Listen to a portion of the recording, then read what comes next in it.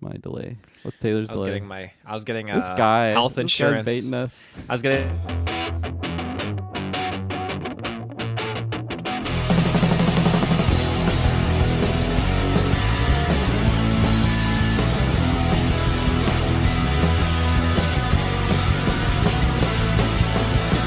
Get out the face! Get out the face!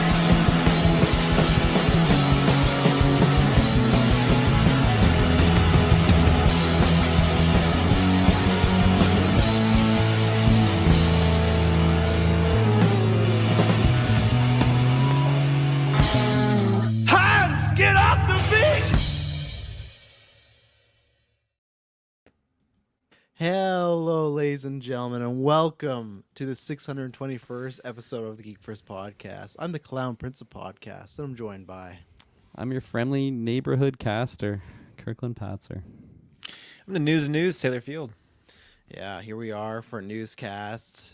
These guys looking pissed at me because I hit the live button after... Taylor's like dropping his social insurance number for us, and you're just hitting the live button. Entrapment. Jeez Louise. You know, we're got a double cast tonight, so people, you know, Patreon, look out, Alien 4 retrospective on your way in next 48 hours. And I'm the person that has to edit the newscast tonight, which is fine. It's okay. Kirkland took the back door. Your choice. Last night. Oh, no, I get like, oh, you know, I guess I'll do Acolyte, the one upload. But that's fine. Next newscast, boom, gonna be huge. I'm gonna make sure there's like 50 cutouts for that next newscast. Can't wait. Yeah, but no. So you guys gotta watch some trailers, right? You guys watch trailers. I'm too focused on what you're saying. I can't do that. No, anymore. I'm gonna talk to the people. You're just gonna have to be the only person that drops your thoughts. They were complaining. They're like, or they're saying they hadn't watched the trailers and about a busy day or whatnot. Let me pull up the good old GV Discord here. You know, the GV quads. When did I drop this?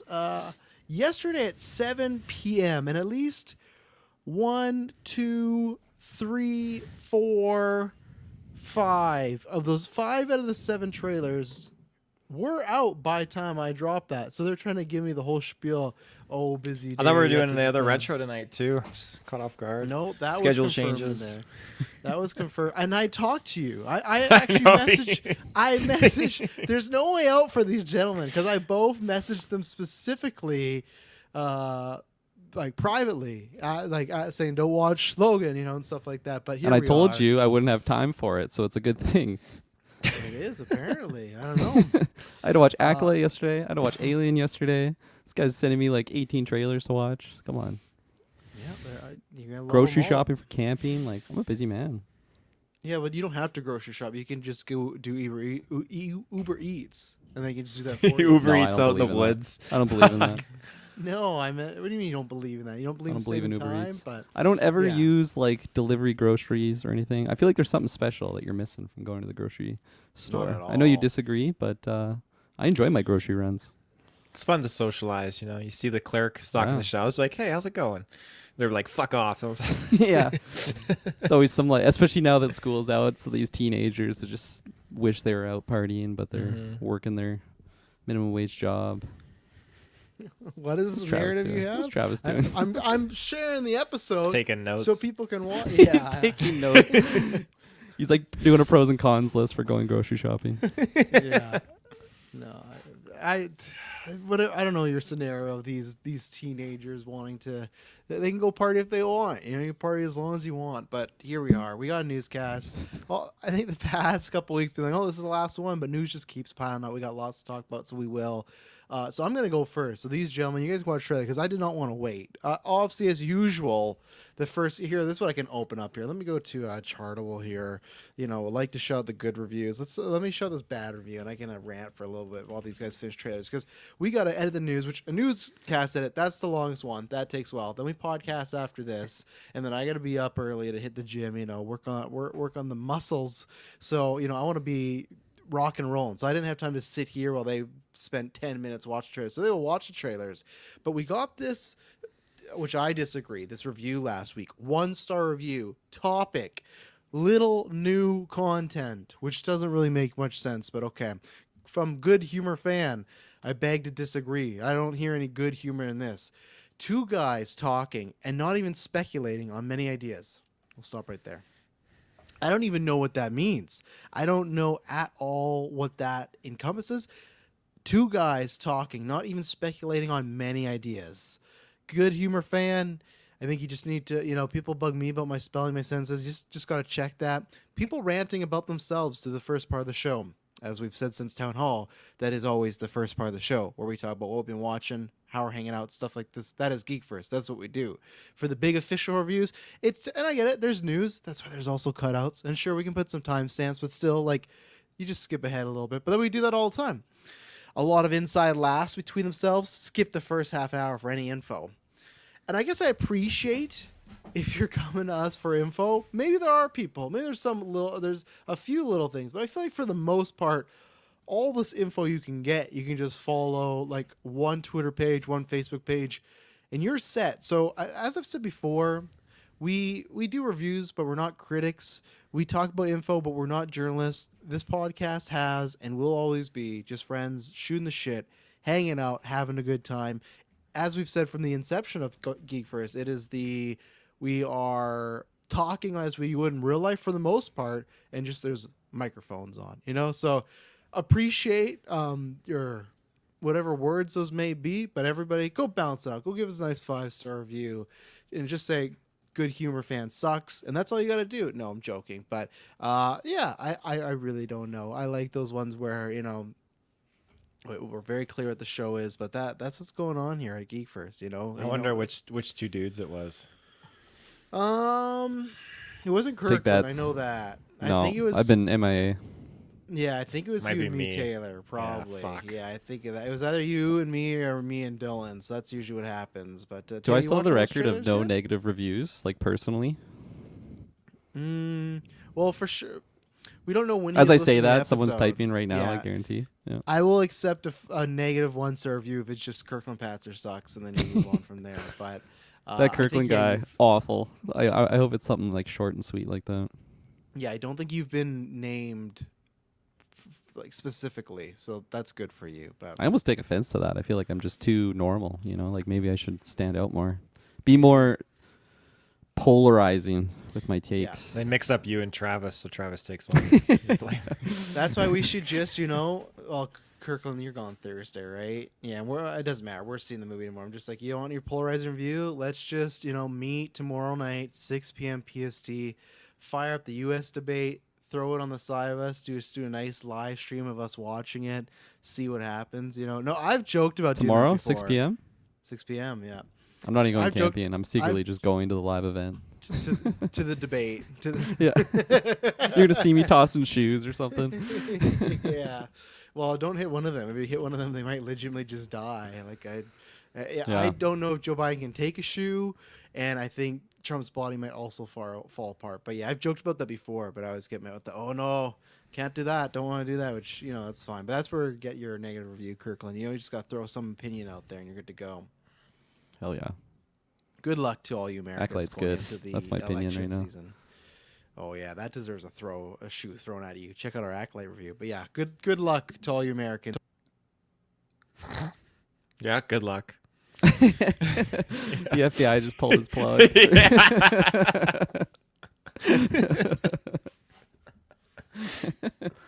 The timing was perfect.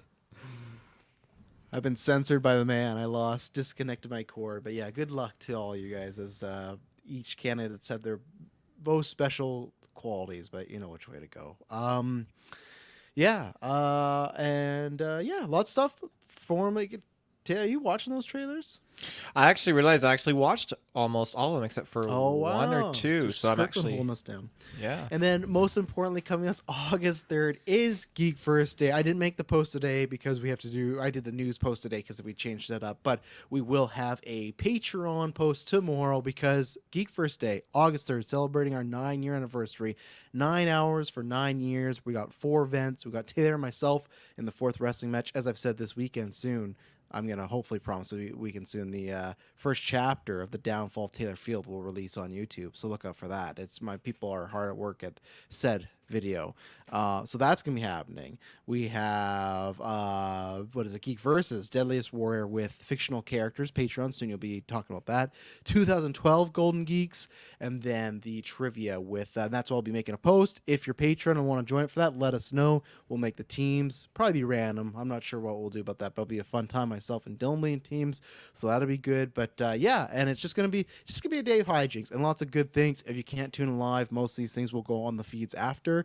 But yeah, it's going to be a very good time. So make sure you check out there. Make sure you come for August 3rd. And as we've said before, it is a 9-hour stream. But on that day, if you up your Patreon tier or you are a new Patreon subscriber, we will go longer on the stream. So that's TBD as far as announce the times and everything like that. So look out for that. But that's going to be a very fun day to celebrate the old 9 years. So yeah, and I'm going to keep talking because these two are still watching trailers and whatnot. So before we get into our main topics, the usual, what we've been doing, what we've been watching. I have not been watching much because I feel like most of the stuff I've been watching is not really podcast related, like it's documentaries, some other stuff. But then what I watched, so I watched The Northman again, finished that today, which because we're gonna talk about Nosferatu, that got me in the Eggers vibe. So I gotta watch Lighthouse because Witch I watched last year, and then Northman I watched now. Lighthouse I've not seen since it came out. And if I did watch a second time, it was closer to, so I gotta get on that.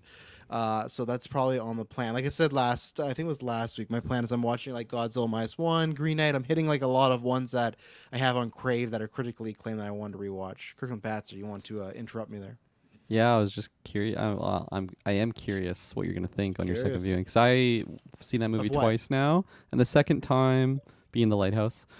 Second time was with a buddy that hadn't seen it before, and I could tell he like wasn't really digging the slow burn, and it is like, I don't know. I don't think it's the easiest watch as well. Like when it peaks and it peaks hard, and I love those moments, and I love the film overall. Like I appreciate the slow burn, but if you're really not digging it, or if you're just not in the mood, I can definitely see it being not an enjoyable experience. But yeah, that's a movie I completely. It's like The Witch though. Same idea, right? Yep.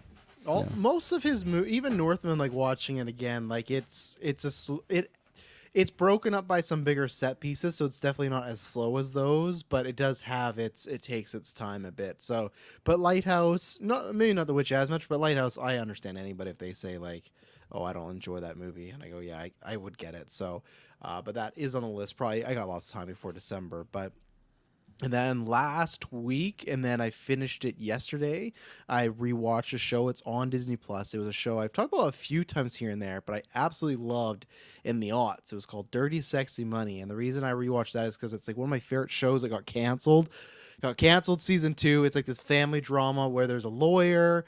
His dad used to work for this very rich company. It's pretty much just the Trumps and the Hiltons, like those in the 2000s put together. And it's all about his morality and trying to not get in the shit of it and everything. Peter Caruso from 6 Feet Under plays the guy. But the reason I played it or watched because the second lead is the iconic Donald Sutherland, who we did lose last week.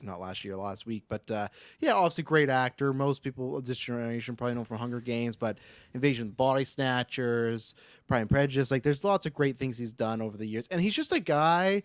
It's just, I feel like there's an honor to that, where you're that guy that's in a movie or show that's like never bad. You know, you always stand out of being like one of the better ones. It's kind of like when I see like John Lithgow on something. It's like, oh, you always just know like Lithgow's gonna be good in this. You know, I'm just thinking about Lithgow because I just saw a movie or a show recently of him that I thought, okay, I might watch that soon. But so yeah, I had no reason other than I've been wanting to rewatch it, but I was like, I don't need to rewatch this. I have other things on the list. But yeah, that was my thing. The day passed, I'm like, I'm just gonna put this on. I knew it was on Disney Plus, and it's a fun show. It's like a network show. It's a show that probably feels like it would have been better as like a cable show, but it's really fun. It ends on a cliffhanger, so I always fucking hate that. Luckily, the creators did say, oh, this was going to be our plans later, but still, there's a few storylines that didn't go on. But yeah, shout Donald Sutherland, great Canadian actor, and yeah, obviously big life. I think he passed away when he was 88 or 89, so obviously big life, and he did like many great roles. Like I said, always came to play, so that's why I rewatched that, kind of honoring him, and it was only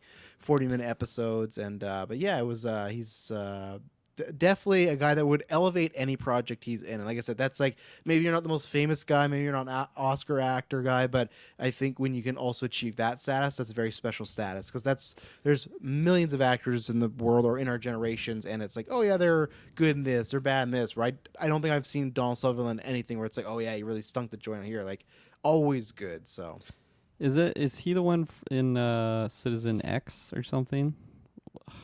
It's an older movie. It's a classic. My smart TV just randomly started like recommending me this movie, and I recognized Crave, isn't it? Yeah. Yeah, that's I've never seen it, but yeah, Crave. Is that him though? Donald Donald Sutherland in there? Yeah, okay. TV 1995. Yeah, okay. That's because I feel like I've heard of that movie before, but I just forgot about it, and then my TV just threw that on there, probably because he had passed. During the 1980s, Soviet authorities hunt for a serial killer who picks his victims in railway stations and commuter trains and lures them into the woods. Sounds good. Like and Donald Sutherland, like a young Donald Sutherland, looks interesting. And man, I'm putting that on the watch list right there. Definitely rest in peace him. I love everything that he's been in. I'm so bad with like remembering, maybe connecting last names, because I feel like I just hear Sutherland and then I don't really like think of like Kiefer Sutherland being related to him. Yeah, his son. Or yeah. I felt like the same thing happened with Wyatt Russell. Like I was like shocked when I found out that was his son. I was like, what? That's crazy to me. And then I don't know. I just don't put two and two together. I don't know. Do you have anything else? Shut up. Did not like my story. No. Just death glaring me. The FBI got back in and severed that connection. I'm back. Am I back? Yeah, you're back. The FBI got you again. I turned my VPN off, so that's what made me crash there. I forgot I still had it on. So, and then finally just started. I'm starting this. I was gonna start this movie, but I was just too busy at work, so I wanted to actually watch it. Rachel Sennett's in it. It's called I Used to Be Funny, and I'm not sure how it's going to be, but I'll watch anything with Rachel Sennett now because she's great. So in lieu of that, I was like, well, I got to do some things. I want some I've seen before. I said to Kirkland in the review, I was threatening myself with it, was trying to avoid it, didn't want to do it, but your boy has started up Game of Thrones, and I've seen it, but because I was like, I'll watch it, like, let me see, and then I just do that scroll. It's like 7 or 8 seasons, all the hour ups. I'm like, oh, that's a big one, but I just needed a new show that's like definitely I'm gonna watch it again still, because I've rewatched season 1 a bunch and maybe season 2 a few times, but never this is gonna be my first rewatch of the show.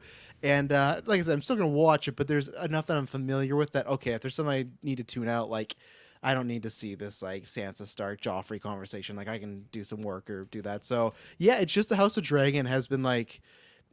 I've been wanting more of it because it is a weekly show. It's like we got to wait that whole week. So I've just been wanting more of that vibe, more of that scheming, that situation. So yeah, I'm doing it. I don't know if I'm going to, luckily I work from home, so I probably will. I'm not sure if I'm going to watch the whole thing. I think I will, but there's a couple things on Crave I wanted to rewatch before. I want to rewatch Sopranos and The Wire, but just House of Dragon made me put that up. And Sopranos and The Wire, I've seen a lot longer ago, and I really wanted to rewatch those instead. But yeah, House of Dragon pushed me to Game of Thrones. So man, I just forget how great Sean Bean and Ned Stark is. You know, I just love Sean Bean in general and stuff. But again, just great stuff there. And I kind of forget, like in that first 2 episodes when they all say goodbye to each other. Now when you've watched the show, lots of these characters, like almost the majority of them, never ever meet again. It's kind of funny when you watch the first time, you're like, oh, I'm sure they'll all get connected, and there's at least like 5 to 6 relationships where it's like this is literally the last scene they have together, and it's kind of wild. Crazy. So that's kind of fun going back. And even like I forget like Daenerys' brother's name, Viserys the Third, so I didn't even think about that. Like the Viserys we love, the the Ron one, and then Daemon and Rhaenyra's kid is Viserys, so this one is the third. So there's not been a Viserys since then. So that's where other stuff where it's like, okay, I'm a bit more. You'll catch on to a lot more on the second viewing. That's what happened to me. So I'm excited. Like I said, just had an itch, so I'm scratching it. So yeah, my movie watching will be delayed probably a little bit now. I was surprised too. I guess minor spoilers for Game of Thrones, if you haven't seen it all. But I was surprised too how much they kind of talk about the Targaryen tie to Jon, because like I never caught that on my first viewing. Like episode 1, they talk about it. I like that you said minor spoilers and you spoiled the biggest story. It's not even though they talk about it in episode 1. Like it's literally right there. No, they don't though. Yeah, not they do. Not for you. They The talk. Are Targaryen you referring child. to Ned Stark admitting to Jon, like, next time Yeah. we meet, I'll tell you the truth? Well, no. They're talking about the Targaryen child. But there's no way to tie that to being John, though. As the guy that just watched episode 1 today, there's no signs that point to. I don't know. It seemed like I was like, oh my god, like that's crazy that they talk about this right here. But yeah, They fair definitely enough. do. Yeah, they definitely. It's an old do. show. And- You can give me a 1-star review for that. My Yeah. first yeah. one. And again, even just House Dragons, I forget how much sex is in Game of Thrones compared to House Oh, of Dragons. dude, House yeah. Dragons so light, So like first 10 minutes, Peter Dinklage getting his DP'd. cock sucked, and he's had DP'd all over. He has that bleach blonde hair that he just randomly loses in season 3 or whatever. So yeah, it's a fun Really? time so far. Yeah, I forgot. His about hair that. does change. he's a bleach blonde, and even Jamie's does too. So it's really weird. They just like gave up in the show. It's like that's what they're known for. The Lannisters are known for their blonde hair, and it Yeah. just goes away except for Cersei. So yeah, that's what I've been watching. Neat. You done your trailers there, boys? Yeah, I'll take a little break from that. My my movies that I've been watching. It was from my Manitoba trip. Actually, I was waiting for my first time to mention some of these, so I'll kind of quick fire them. This is the end. Rewatch that. Man, that is so right, yeah. fucking good. Like Michael Cera in that is fantastic. Jonah Hill. Oh, just the whole collab of the team, and Yeah. it's a much shorter movie too than I actually remember it being. Like they have the party, and then just the chaos happens. There's a couple moments in the house, and then they just like vacate the house, and then it's like the conclusion. So, but yeah, no, it's fantastic. I absolutely love it. I finally watched Sicario: Day of the Soldado, the second Sicario movie. I've never done that actually. Still, Yeah, I've only heard that it's like not as good as the first. The first is one of my favorite movies of all time, and I definitely agree it's not as good as the first. Emily Blunt isn't in the second one. It's Yeah. more action heavy, I would say, than the first one. It just seemed like they have that concept of like, some secret agent crew just going against the cartel, and then the second one is just all out war against the cartel, and it's definitely like amped up in that sense. But the two leads are so great in it. Benicio del Toro and oh my gosh, help me out. Thanos. Josh Cable. Brolin. Josh Brolin. There we go. It's been a long day. But no, I actually really, really liked it. Like it's nowhere near. I think I gave it where did I get it? 3.5 out of 5 on Letterboxd. So Yep. yeah, I still thought it was really good. Just brought me back to that universe. I finally watched the first Fear Street. Haven't seen the other two yet. So 1994. So good. Yeah, 1994. I thought it was all right. I feel like my favorite part about it was seeing some of these actors that I've never seen before. And it's like, interesting. I'll be following your career with great interest, as the great Sheev would say. But I thought it was a fun, just like slasher for the sake of it. But I definitely want to jump back in those other ones. It also just seemed like a weird time to be jumping into these. Like it seems like I should watch it in October. But they did release in the summer the first go around. But Okay, interesting. yeah, that's a 5-star movie, Kirkland. How dare you? Do you feel that about all of them, or just the first one? Just the first one? Okay, interesting. Because Sadie Sink is in the second one, right? I knew She was in is, one yeah. of these. She was Okay. already in Stranger Maya Things. Hawke too. Stranger Things crew. Yeah, she was already in Stranger Things, but that was before she like blew up and was starring in like the Taylor Taylor Swift music Swift video. video. But I was more thinking because I knew you were going there. I was more thinking The Whale with Brendan Fraser when like he won the Oscar for. Still so. haven't seen it. Is it like The Lighthouse, or it's like not an easy watch? Definitely not an easy watch, but not in that way. I think this is more like a Just emotionally draining. depressing, Yeah. very sad movie at times. So it's one of those where you're not going I to get be in those like moods. I get in those you're not moods gonna be for laughing those at like movies. you fondle my lobster. Like there's no Brendan Fraser moments like that. Like and Sadie Sink is in a good way an awful person in that movie. Very hard to watch. So it's but well Nice. deserved. Yeah. Cool. At the list. Finally saw The Killer. Oh yeah. Yeah, I 3.5 out of 5. Oh, I thought it was all right. What Yeah, is with I these 3.5?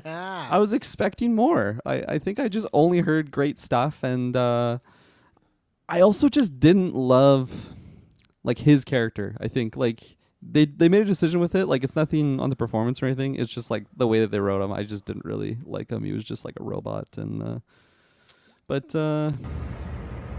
Are you fucking kidding me? was an appropriate drop.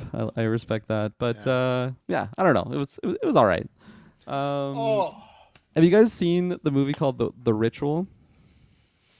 Sounds familiar. Give me some stars. Give me an era. There's no Taylor's stars. cheating. David Bruckner is the director. 2017. We got. There's no star. I don't know any of these names. Robert James Collier. I saw this a long time ago. I it was figured you would have Not seen that this, long. Taylor. 2017. Come That's on. a long time ago. Oh, you have Rafe Spall. That was the only guy I recognized. Oh yeah, him. See, I remember. I've never seen this, but I remember whatever this deer creature is with the horns. I remember that making around like the rounds and being like, oh, that looks somewhat interesting. But no, I never have seen that. Yeah, I thought it was kind of bad. I gave it a 2.5.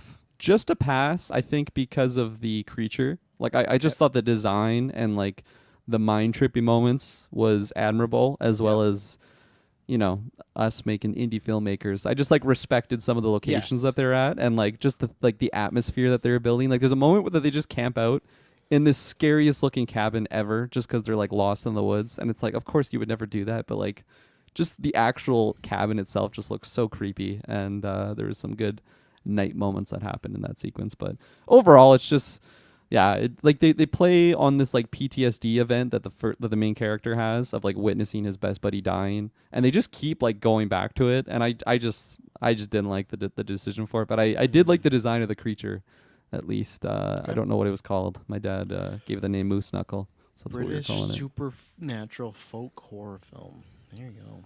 Yeah, and then rewatched Nope. That's always fantastic. Yeah, we saw and that, yeah. rewatched The Matrix for the first time because my cousin had never seen it before, and he did not like it. Because it was on that bad TV, right? Yeah, that is the TV. So same thing, same thing. I told you guys about Nope and how he didn't like it. He didn't like The Matrix either, and then that's when I lost movie privileges, and then they chose The Ritual, and then I didn't like that one. Did you take him back? I was gonna say, wait, you rewatched Matrix for the first time?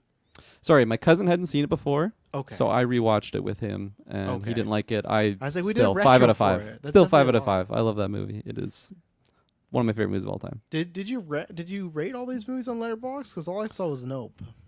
Yeah, Okay. that's what I was going off just of. That My it's just latest going that activity. fast. Okay. So that I've not seen it yet. That means nothing to me. Can't see that. Just a bunch of text. That could be a bunch of people, like men messaging you for a good time. So I've still not watched this. People, I think Maddie and April, I'd have to, while someone's on Letterboxd, Kirk, and you're there. Yeah. Well, actually, I don't know how many people. No, what am I going to ask you? You're gonna ask me how many, like, who's seen The Ritual? Is that what you're gonna talk about? No, that's not what I was going to ask you. I was going to ask you. In case you're wondering, Clay Taylor's seen saw the it. Night House. That's not what I'm asking. Taylor's. I swear, Maddie. Maybe this was before Letterboxd. I swear, Maddie and April. At least April had seen this. Maddie, forgive me if you haven't. But Taylor, you saw the Night House. Rebecca, what the hell? Not Rebecca. Yeah, Rebecca Hall. You remember that one? 2020. Is that the one with the woman alone in the house and her husband passed? That's the poster. Yeah. So he directed that. Taylor gave it 4 out of 5. And then Madison loved it. Okay, I still want to see it. It's on Disney Plus, and then he also directed that Hellraiser reboot we reviewed, Taylor, in COVID or 2020. So the guy's been. I was like, oh, is he working? And he got famous for doing like a VHS short, which I still gotta go back and watch a bunch of those. And then he just did one recently for VHS 85. So this guy's working. So and the Creep Show TV, which I like, or the Creep Show TV show. Sorry. Creep Show TV show, which I do enjoy. The two shows were messing me up. So yeah, he's been working. So yeah, that makes me happy. Maybe The Ritual will go up on the list to check out. So That's the end of my recap. Clear field. Go to the you. floor is yours. Oh, I don't got much really. I mean, I watched Moana, which I think was the first time I actually properly gave it like a solid watch. Because I don't know. In retrospect, I feel like I've never actually really gotten around to it. It's usually in this household, Tangled is at the forefront. Madison will watch on repeat. She loves that movie so very much, and Good flick. yeah, it's a good flick. So yeah, Moana was not too bad. It got me kind of pumped up and excited to see what they do for the second one. So that's kind of the What was your rating? instigator. What was my rating? I have it on the letterbox here. For which? Sorry. Moana. Oh, for Moana. And I guess you should. We didn't 3 mention. out of 5. Taylor, you should mention the Pixar movie you saw last week because we actually haven't talked about that on air. I will. I definitely will. What a fun adventure! It didn't blow my mind or anything. I'm curious what they do in the sequel. That's what I wrote on Letterboxd. But 3 out of 5. Okay. 3? Numbers is all I needed. Come on. It's pretty crazy. At least give it a Kirkland 3.5. I get really fixated with the percentage, like what that means percentage-wise. So like 60%, like that's what he thinks about Moana. Yeah, that's brutal. And that's just crazy to me. 7. Yeah, Yeah. it's at least a 7. I'm personally like I think it's like a 4 out of 5 or a 4, at least a 4, maybe a 4.5 out of 5. I think 4.5 for me is what I Yeah. have. 5. Yeah, I don't got the feeling for 5, but Yeah. The other thing I saw was, or I watched the Aristocats. I fucking love Aristocats. Oh man, that's a good one. I haven't seen that in forever, but that was a staple. Grandma had that on the VHS, and every time I was at Grandma's house, I'd watch that. So it's so good. I love the music in that. I just think it's great. French countryside. Oh, there's just so much going on that I really. Duchess and the Kittens and Edgar, that fucking butler guy. Oh my goodness, such a classic. And then. Yeah. I'm not really like, I'm not saying like I'm hopped on it, but Madison's watching Bridgerton on the off time, and so whenever I'm like around, I sit down and I watch a little bit with her, and I kind of just point out, I point out the flaws though. I was getting hooked, but I was pointing out the flaws, like, well, they didn't have this back then. It's like, what the fuck? This isn't time accurate, but it is kind of hooking me a little bit. Anybody who watches that show's worried about time accurate is fucking watching it wrong. Like, no one's watching it for that. Like, get out of here. What season is she on? 3. On the last one? 3, episode 2, I think, is what she's at. Oh, you got the mirror scene coming up. Wait till you get the Pitbull mashup. That was There's a Pitbull song in there? I thought I was telling you guys about it, maybe on a comment. You were. But, that I have a problem with. I don't like current music and old age stuff. So that's Bridgerton. Bridgerton is littered with that, and like there's some bangers on there I actually quite enjoyed, like the classical take on it. I didn't love the decision at first, but I feel like once I heard a song I liked it. But then I heard that Pitbull one, and I'm like, this is so fucking dumb because it's like Mr. Worldwide, like just like Pitbull going crazy, but it's like classical Bridgerton. Yeah, like it's something like that happening, and then but I digress. I would easily watch Pride and Prejudice 1,000 times over Bridgerton if I had the choice. I love that movie. Again, shout out Donald Sutherland, you know. Yep, there you go. The other thing I watched was, and you watched it too, Inside Out 2, and there's a funny little story to go with this one. The whole time, like when I knew this was coming out, I tricked Madison. I said, okay, yeah, we're going to see Lord of the Rings because Father's Day weekend. I was like, I really want to see Lord of the Rings. And she's not super into it. She likes the Hobbits more. Sacrilege. So she agreed. She's like, oh, you could take my dad, yada yada. I was like, no, I want to go see the Fellowship extended edition. She didn't pitch you The Big Short. No. That? no, not this time. The Whale. She wants to watch The Whale. Yeah. They're re-releasing The Whale at Bernie's. So I had her convinced that we're going to see Lord of the Rings. And now our babysitter came and kind of cutting it late. And then Madison's just quoting the whole drive to the theater, like Lord of the Rings. Like, oh, we already know what the intro is. It's fine. We're running late now. So we get there and she goes in.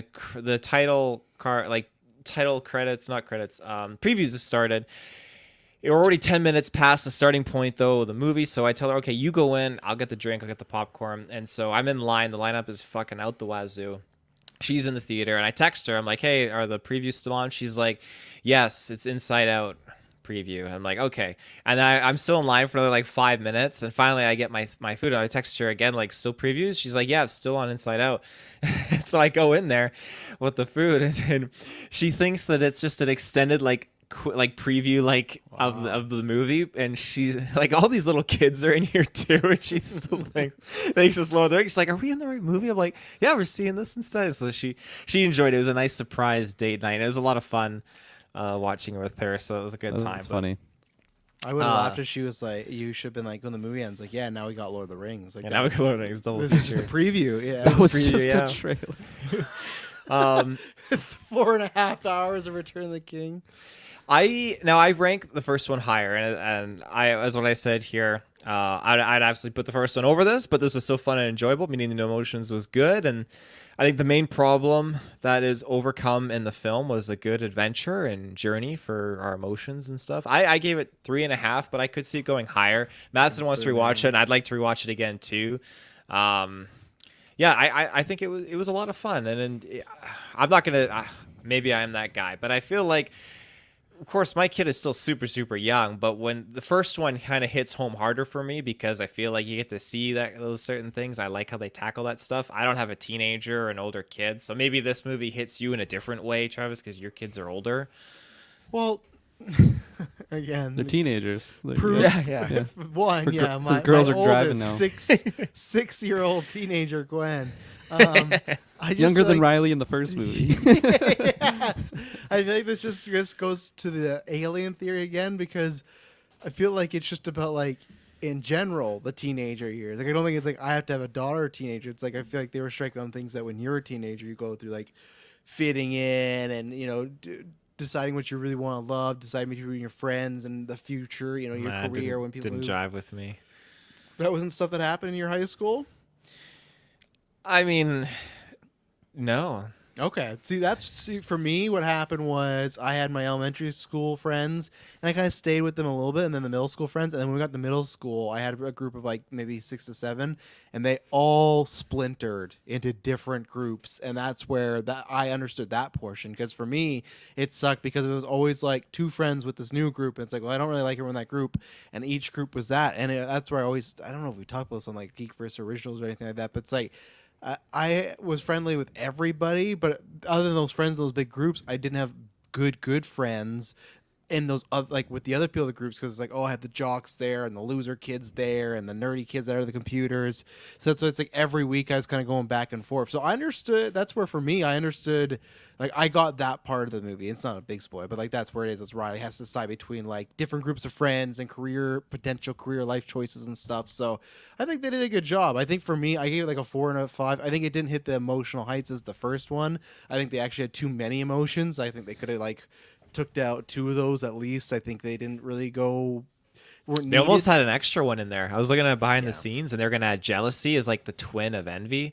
Yeah, no, I didn't need that. I didn't even think you need envy, but I thought the stuff was really creative as far as like that stream of consciousness, and there's certain things like the career parade. There's another one in there I'm forgetting right now. So very like super creative. Oh, like some of those like they're not imaginary friends, but like the secrets. Though that's a very fun segment. That was So funny. yeah, so again, they're just very creative. I know they said, oh, there won't be a third, but like this thing's gonna hit 1 billion by next week probably. So I'm not gonna subscribe to that. I'm looking forward to the Disney Plus show. That's about the people that make Riley's dreams. So overall, I really liked it and enjoyed it. I think it's definitely one of the. It's like if we're talking tiers for Pixar, I won't do S tier right now because that makes it more difficult. I'd say it's in the B tier. Like A tier is definitely the first Inside Out. That's Toy Story, things like that. This I think was in the B tier, but higher B tier. This is definitely better than Incredibles 2 and Finding Dory and like a bunch of like. I'm sure Cars 2 fucking blows ass. Like all those, most of the sequels in Pixar aren't great. So I would definitely say this is like what Toy Story 2. I'm sure and even Monsters Inc. That's a cheat because it's like that's Monsters University, and I would still maybe put this one slightly above it. So I feel like it is like if you were to rank the sequels, it might be top 3. I'd have to look at them on paper, but for sequels for agree with Pixar, Cars 2 definitely drops the ball. Cars 1. How can you then drop Cars the ball 3. when you're already 6 feet under in the Cars franchise? Dude, You know what I'm Cars saying? 1 is fucking great movie. Cars 1 is It's a so really good movie. Fuck, you know what? I really hate when like this is happening lately, where Are you fucking kidding me? the power just goes up for everybody else. Oh no, Kurt can come back in. It just goes up for everybody else. But yeah, no, Cars is a fucking shit movie, so let's not talk about that. We're gonna get into some news. We got lots of trailers, talk about news topics, so we're gonna take our first ad break and then we'll be right back. And we're back. And did you just get that ad? Well, you don't have to. Head over to Patreon. The links below is everything you need to know. That's where you can find some video, audio, and all other things. Join Discord. That's always fun. But Patreon is the best way to listen. As we talked about, that'll be a big thing coming up with GeekVerse.ca, August 3rd. But yeah, get them ad-free. Right now you get the Alien Retros early. There'll be Retros from 2025 you'll be getting early, so that'll be tons of fun. We're recording 2 exclusive episodes next week, Bread and Butter and the Originals. Don't know what the topics about them are yet. But yeah, and that's the best way to support us. If you can't, we completely understand. Just subscribe, give us a review. But that is the best way because we are independent content creators, and that goes right to us, and we can actually put that towards side quests, extra newscasts, our films that are trying to get blocked from YouTube. That's a whole nother fucking bread and butter thing. Oh my god! You should have saw I got this thing. Here's a tease for the next originals. A trailer for, I'm not even going to say the word right now because that's been an issue, but a trailer for our movie AC, and I think it's just because AI bots think it's something else, got taken down. And it said that, this contains harmful and conspiracy theory content. And then they linked a thing, and they said, and I was talking to Dave about this because if people were subscribed, I'm sorry, our GeekVerse Films YouTube channel, that is now gone. It has now been taken down and stricken down. But I will upload a photo here because I was talking to Dave because obviously he lost his channel a couple weeks ago. He got his back. We did not get ours back, but that's why I'm figuring it out. Let me find out. But anyways, they listed at where is it? 29 seconds. They said it contained something that was harmful. Oh, I can't show it. Fuck, that's annoying. It was a picture of me walking in front of a tree. And so I'm going to be talking more. So in the same email chains when they tell me that people are looking at these, I don't know, man. It's Travis Snail standing in front of a tree. But that's where we need your help because we aren't a big YouTube channel. We aren't a big company. We don't just have the power to send some big letter and like, oh, we can't piss them off. That's why we do need your help to support on extra podcasts, extra exclusive episodes, the films. We very much appreciate that. So, and speaking of that, we're not going to be pulling up any of the photos. So I don't know, I don't know the best way to find it. Maybe I'll try and find like a page here. But how much have you guys seen of the set photos? Because we don't want to show Taylor. You could use which also nothing. I saw. Absolutely nothing. I saw Taylor. You didn't make It's a the only one thumbnail I've seen. yet. Is but wait a second there. You got me. Fuck. Are you eating something there, Taylor? Why do you say that? Well, we don't have a thumbnail up yet, but you're happily eating to do that. So I was here and just this food just appeared in front of me. wow. Espub says he got one of those messages. Hasn't appeared in front of me. Yeah, I'd like the thumbnail. So if you can use some of the set photos, you're fine, Taylor. I just don't want to risk it too much on the live thing. But on that, you can use the set photo. So we're not going to pull it up. I'm going to try and find one. Espub says, I got one of those messages on my GeekVerse Chat GPT compilations because someone mentioned New World. Yeah. And they linked the info about the conspiracy. Yeah. They have just some of the worst AI stuff going on recently. But let me see if I can just try and find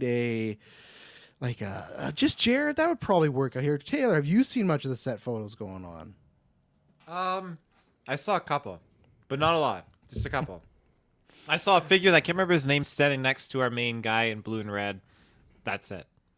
A figure. Wow. Like, should I just look these up on my own? Is that... Yeah.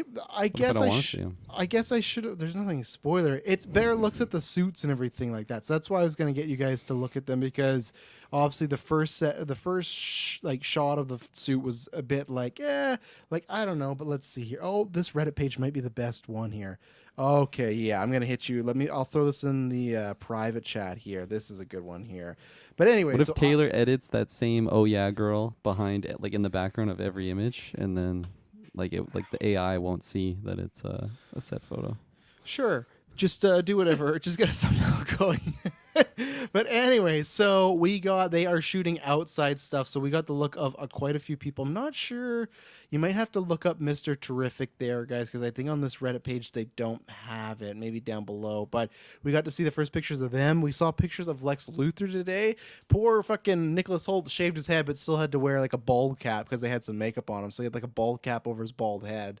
But yeah, the suit is out there in public. There's a lot of good. I should have found the HD one, but there's a couple of good HD ones now, but they're shooting outside big time. You got Lois Lane out there. These are I think minor spoilers, but whatever. Like, I'm not going to say the plot details because there are plot things out there, but I'm not going to say that. But a casting that's confirmed now is Frank Grillo. He's playing Rick Flag Sr. in Creature Commandos. He's going to be in this movie. So, like Gunn talked about when they opened the DCU, saying, oh, they're going to be in live action and animated. We got that going on.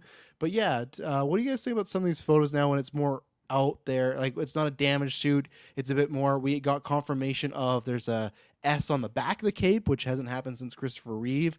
People it's a debate, but the trunks are more like boxer briefs instead of like the classic Superman underwear, and I'm gonna try and find a photo of Mr. Terrific. But yeah, what do you guys think about this now? Seeing these a bit more out in the open. Like I said, if you go to Twitter too, there's a bunch of them there. But there's what do you think there, Kirkland? You're looking at these right now. Oh, Yeah, and I gotta find you uh, the Clark Kent photo. That was the other one that was a bit more controversial. His Clark Kent look. photo. Controversial. Yeah, I'll Is he show wearing you. like a romper or something? Yeah. I just feel like he's wearing a suit Cocks and out. glasses. That's Clark Kent. Is that what he's wearing in the photo? The romper with the cocked out. Yeah. Okay. No, a suit with glasses. Yeah, he is. So, but like, how is that controversial? I'm so uh, intrigued of what you're gonna send me. I don't know, okay. The other It's coming, suit maybe. photos, though, I like them. They look a little baggy, They are a little baggy. and I like the first time we saw the image of him sitting down with the lady in the window. It looked baggy, but it's like, is that just because he's sitting down and like getting Yes. dressed? I feel like it looks baggy in all the worst areas. I don't know. Like the Are you trying detail to of the talk about his suit I like, crotch? it's just like the fitting doesn't look right. Like around his belly, it just looks like he's kind of wearing a hoodie. I don't know. It's not as clean and tight as maybe I was hoping. And But here's like I think all my criticisms are like purely on the fit of it. I love the design. I love the S. I love the S on the cape. I like how the that link I just put in the private chat. That's like an HD version of the shot. So if you want to see HD version of the suit, but yeah, go ahead. I'll look at it after. But like I like how the cape kind of just connects to like the shoulders that way with the collar. Like I really love the boots. I have no problem with the briefs either. Like I really like the design. It just seems like the fit looks weird. Yes. So I don't know if it's just because it's a bad set photo or something. You know, I'll wait Of to course, judge it yeah. till it's the final product. But yeah, I like the design. That's cool. I like definitely, you know, throwback to Christopher Reeves with the cape and the S. That's Just cool to Reeve. see. Just Reeve. I'm No talking S on both his last. Reeves actually. Okay. Christopher I'm sure there's Reeves. some Christopher Reeves out there, but yeah, what was I gonna say here? The Superman suit looks like it was purchased at Party City.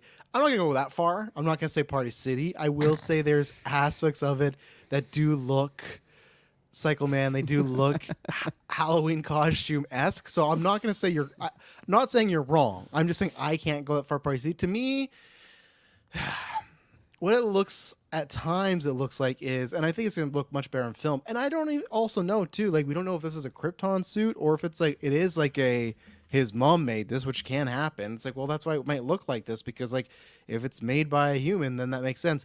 This looks like, you know, when people have a lot of money for those expensive fan films, it's like a step above that. So I feel like it's better than some fan film suits, but Mr. Pats are trying to show us quality. The HD photo that you sent actually, like, it looks like it fits him way better, like Yes. especially in the midsection. So yeah, Yeah. I'm like even like it might look a little baggy around like the armpit, but like I would expect that to be a little baggy there. So yeah, I'm very curious to see how the fit looks when we get the final product. What I do And like I also one- looked at the Clark Kent one. Yeah, what is do you it do the with Clark hair? Kent one? It's the hair. That's when you're like, what could it be? Suit and glasses. What could it be? And everyone's like, what the fuck's going on with his hair? You know, I Does that will mean, like say, every time he goes to the phone booth, he just like quickly combs his hair or something. well, I like to think that when he flies, it just pushes it back. You know, that's all it does because it's up there. But there is another photo or two photos that came out, because this was from day one, and then there was one from day two where the hair was looking better. So that's something where I think that in the movie that could look, it looked more natural. Where that photo I shared you guys, that was the first one.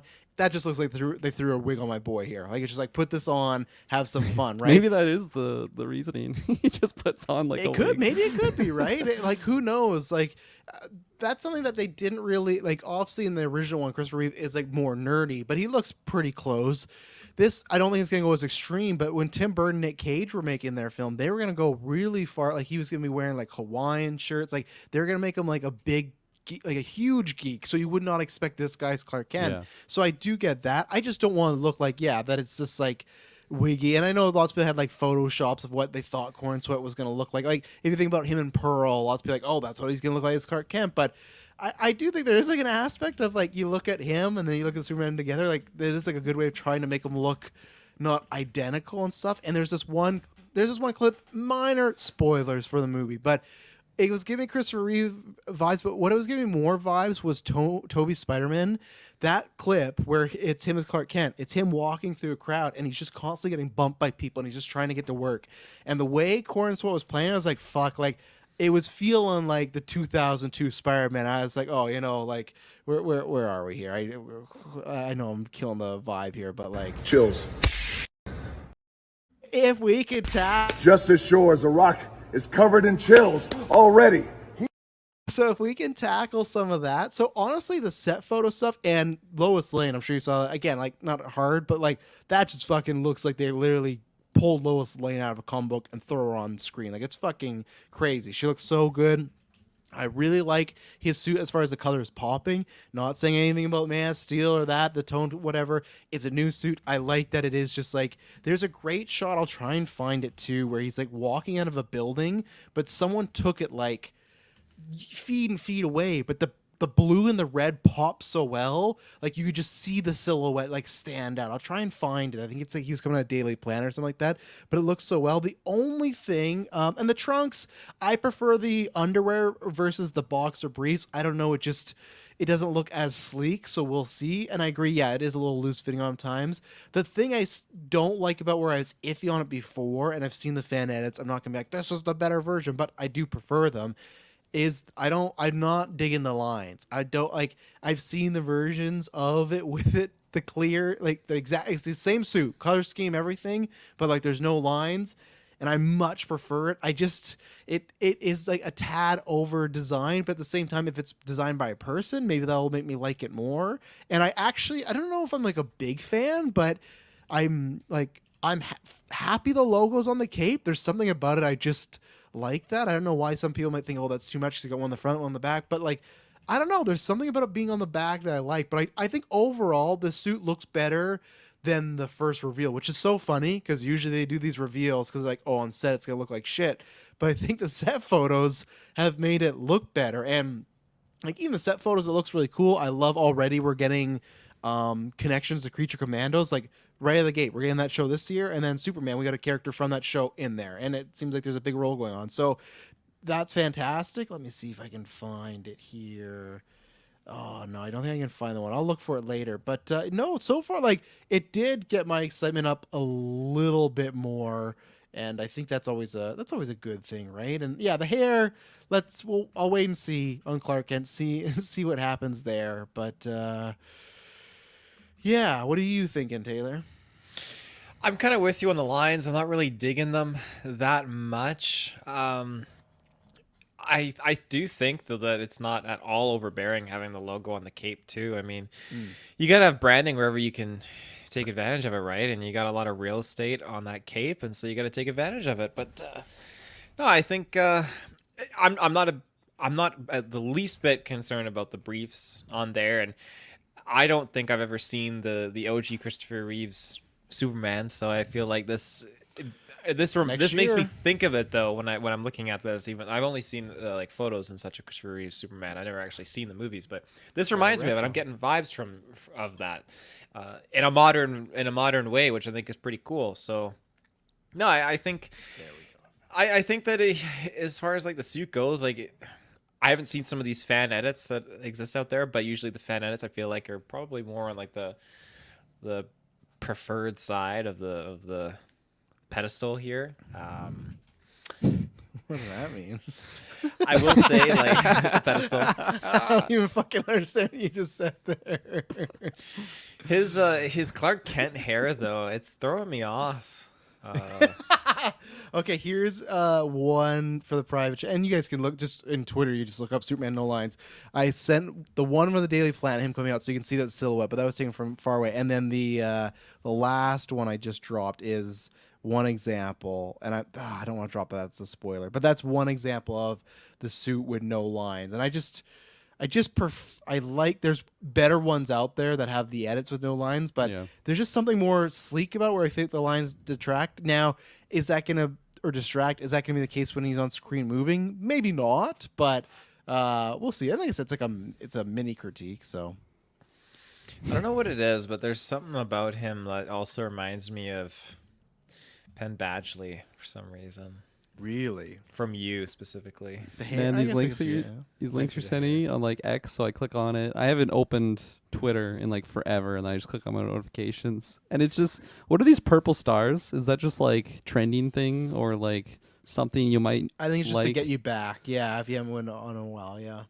Title just says Biden wins, and then below it says breaking in a stunning moment, Donald Trump appears to have passed out during his interview with Newsmax. Trump is seriously What unwell was Kirkham and looking like on his unfit Twitter for before? office. Retweet so everyone sees the senile moment. Oh, I am definitely not See, we going gotta do back that to Twitter. debate content, you know? Gotta do that to debate contact. That is just hilarious. I just saw Biden wins. I'm like, what the hell is this? Trump The election's passes early. out during- Election came early. They're calling it already. Now my internet's gonna drop because I was talking about it, just like what happened to you. Yeah, I don't know about that, but oh shit, he's gone now. But yeah, not digging the hair there for Clark Kent there, Taylor. It's not my most favorite hairstyle, but again, if you want to be incognito and don't want people to really recognize you, the hair's throwing you off. I would never. I would, if I was on the street, I'd look at this guy and be like, yeah, you're not Superman.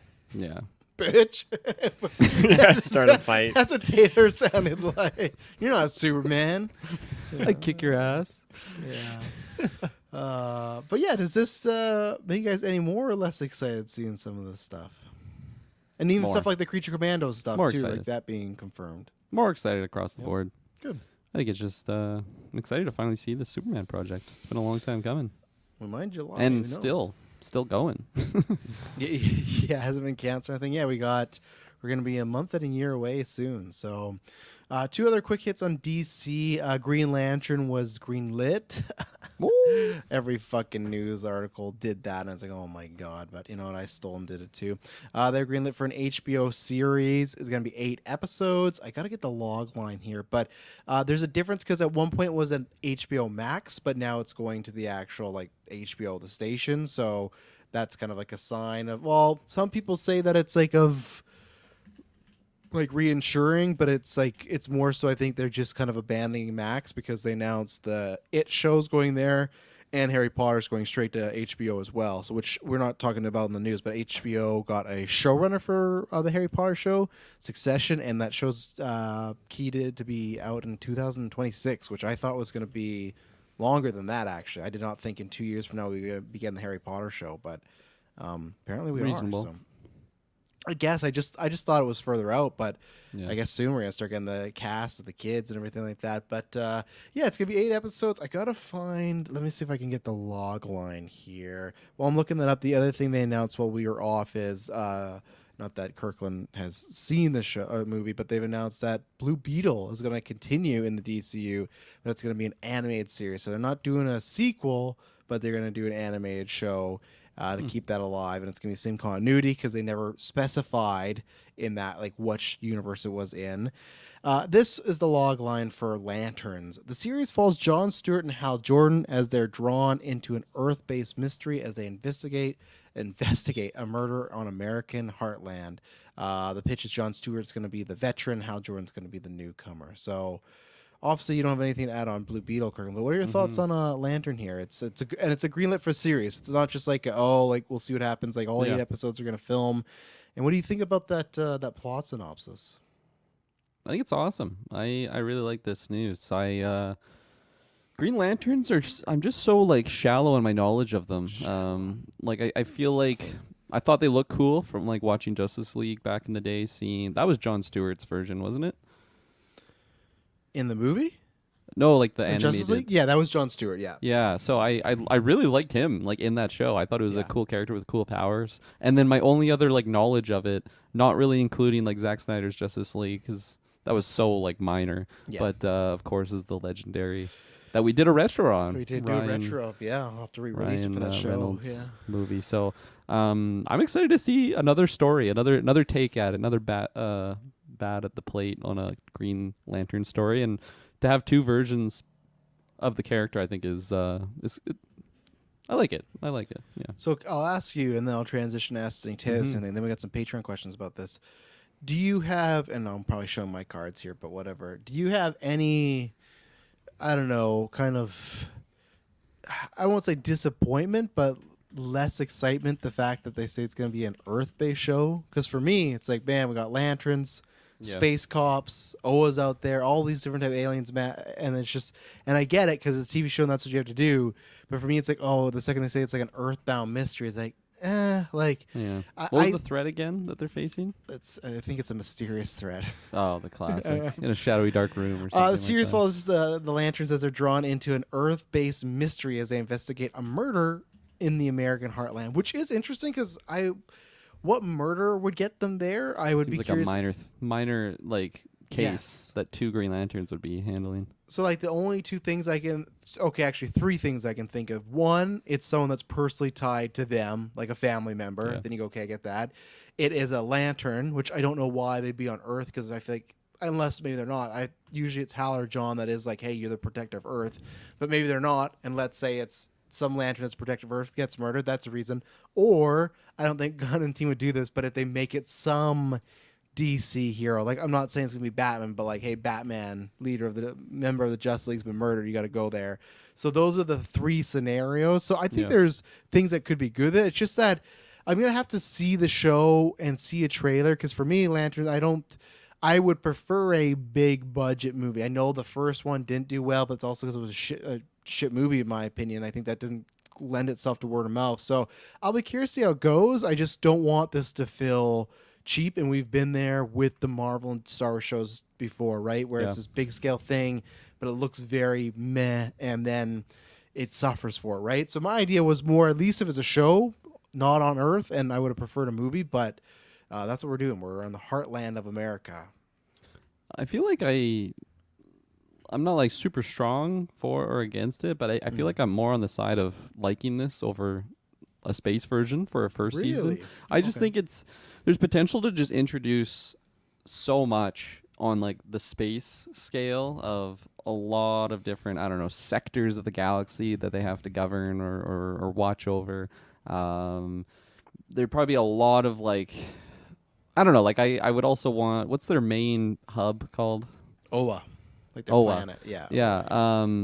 I feel like if like, it just seems so large scale, and like if they show that early and it's not like as polished, people would just tear that up and just say it like I don't know. I like the idea of maybe keeping it more contained to focus just on our characters more so than the world around them. And then if it's really successful, then you can potentially get a bigger budget and then grow from that and then go off to the stars, to Oa or beyond. So I think right now I'm like 68% on like, yeah, I'd prefer what they're pitching here versus the other option. What about what Psycho Man says? To me, it sounds like they're taking the Lantern Show down in a Men in Black kind of route, which sounds interesting. Yeah. Yes and no. I don't want to be that comedic though. That's one thing I don't want them to go that level. So I think you're just making the comparison, but that's where I would pause. And I think HBO, I don't think they're going to be like a comedic DC show and everything like that. But it's good casting there. Tommy Lee Jones and Will Smith, yeah, they just Will run it Smith. back. They can do it. The veteran is Hal Jordan. The newcomer more so like a is- what if scenario. Go back to the 90s or whenever their peak would be. I don't think Tommy Lee is a good Hal, but I do think Will Smith could have been a good Stewart. I think a more serious Will could have done it. He's a pretty fluid actor. I feel like he could do it. Yeah. Will more so than Tommy Lee. Just be like, oh, it's Tommy Lee. Casting him as John Stewart, you know. What about this, Taylor, for you? How do you feel about this Green Lantern show? I'm excited because we just haven't. I mean, I am not sure about the animated stuff, but I feel like just in general with Green Lantern, I feel like it's been a while for me to really actually see this character on screen. Last time being the Justice League Zack Snyder version with that intro, and then before that, our infamous Hal Jordan, Ryan Reynolds version. Those are the only 2 versions, and I remember when I worked at the movie theater when the movie came out, I actually got like the big like 60-inch by 50-inch banners of the characters, the different alien lanterns, and I kept them under my bed for about 3 years. They're still there. Yeah, I don't know what happened to them now, but yeah, they probably worth Madison something. found them and tore them up. Yeah. You fucking kidding me? Now posters now this shit? Character standees? They're pretty hype, but yeah, no, I'm in general, I'm just looking forward to seeing some Green Lantern. And I think a show would be a great way to do a character like this. Now, obviously, being a little bit more earthbound, I feel like that kind of sucks. I feel like it's a way of just kind of capitalizing on having a lower budget. Absolutely, yeah. I feel like we've gotten the Earth-based kind of Green Lantern a little bit too heavy with Ryan Reynolds. That movie was very much on Earth, and what we got? What was his name? Parallax. The fucking Yeah, we Peter had him Sarsgaard. Earth-based threat. Like I don't know. I feel like I don't need that out of the gate. I need something a little bit more juicier than that. And to be fair, like. Well, them being on Earth is one thing, and I'm totally okay with that. In a small dose, not the whole theme for a show, I would like to see the approach be more on a galactic universal scale. Like they're the universe's police force. Let's do it. Or you know what? That being said, if they have to cut back but keep it on like an alien planet, but introduce some of the other Lantern Corps that exist out there, because that use different like factors, I guess, for their powers. Because I remember opening up a comic book one time. I didn't read all of it. I just looked at the pictures. But there were all these different lanterns that were different colors, like red and yellow. Obviously, we saw Sinestro in the Ryan Reynolds movie. But it was just like, oh, this is actually really cool. I'd love to see more of what these different lanterns are doing and what they're up to. So. And that's the thing I wonder is just like, can it be a hit show and then transition to movie? Because I think like, yeah, it's a good way to introduce them, but then is it that thing like we really won't know until if we get to see it, like the Mandalorian show that goes into a movie, right? Are people going to come out to go see the movie when they already got the show that they pay, you know, whatever, $9, $12, $15 for a month to see the whole season or whatnot? And that's where I just don't know. Like, I do want the lanterns to get bigger, but if it's a TV show, are we always going to be stuck on this type of level? You know, are we going to get Sinestro and these Red Wing lanterns and all these things, right? Like Darkest Day, all these storylines. And I don't know. So that's my worry, is just they want to keep it the low budget. They didn't have faith in the film, so they're going this route. And hopefully the Ozark showrunners, the person that's showrunning this, they also got Tom King and Damon Lindelof, who did the live action Watchmen, which is phenomenal, and Lost and a lot of other things. And Tom King, he's written a lot of great comic books. So there's a lot of great people on this. It's in good hands. Very, very talented people. So I got some faith there. And yeah, we'll see. I'm excited for to review that one though. And then Blue Beetle, I talked about this a couple weeks ago on Vox Stream. I think this is like the best case scenario, because the worst case scenario was just nothing happening with that character, and the fact that they say, hey, we're doing an animated show and it's set in the DCU, that is like, if you're a fan of that character and the actor that portrayed him, that is a great sign for him, because I do think that means he will carry on, and whether it's a Young Justice in Booster Gold, whatever it is, he's crossed over in a lot of places. So I think it's one of these things where I like seeing that, as far as, okay, the first movie's box office maybe didn't justify to do this, but we want to use this character, we want to use this actor. What's another way to do it? Animation, in some ways, can be cheaper. They confirm the entire cast is coming back. So I think that's really cool, and I hope they get a really good animation style, because what you can do with the Scarab and the Blue Beetle suit, I think you can have some really cool sequences if done well. So I'm a big fan of this move. I think this is like again, for people that love the character, it's better than, I think the option was this or nothing, because you weren't getting a movie and you weren't getting a live action TV show. So at least it's something. Like, there's people that would kill just to have anything continued in an animated series. But Taylor, as the person that reviewed it with me, does this float your boat at all? Is it something you want to be checking out, or you're just like, let me know when he's back in live action stuff?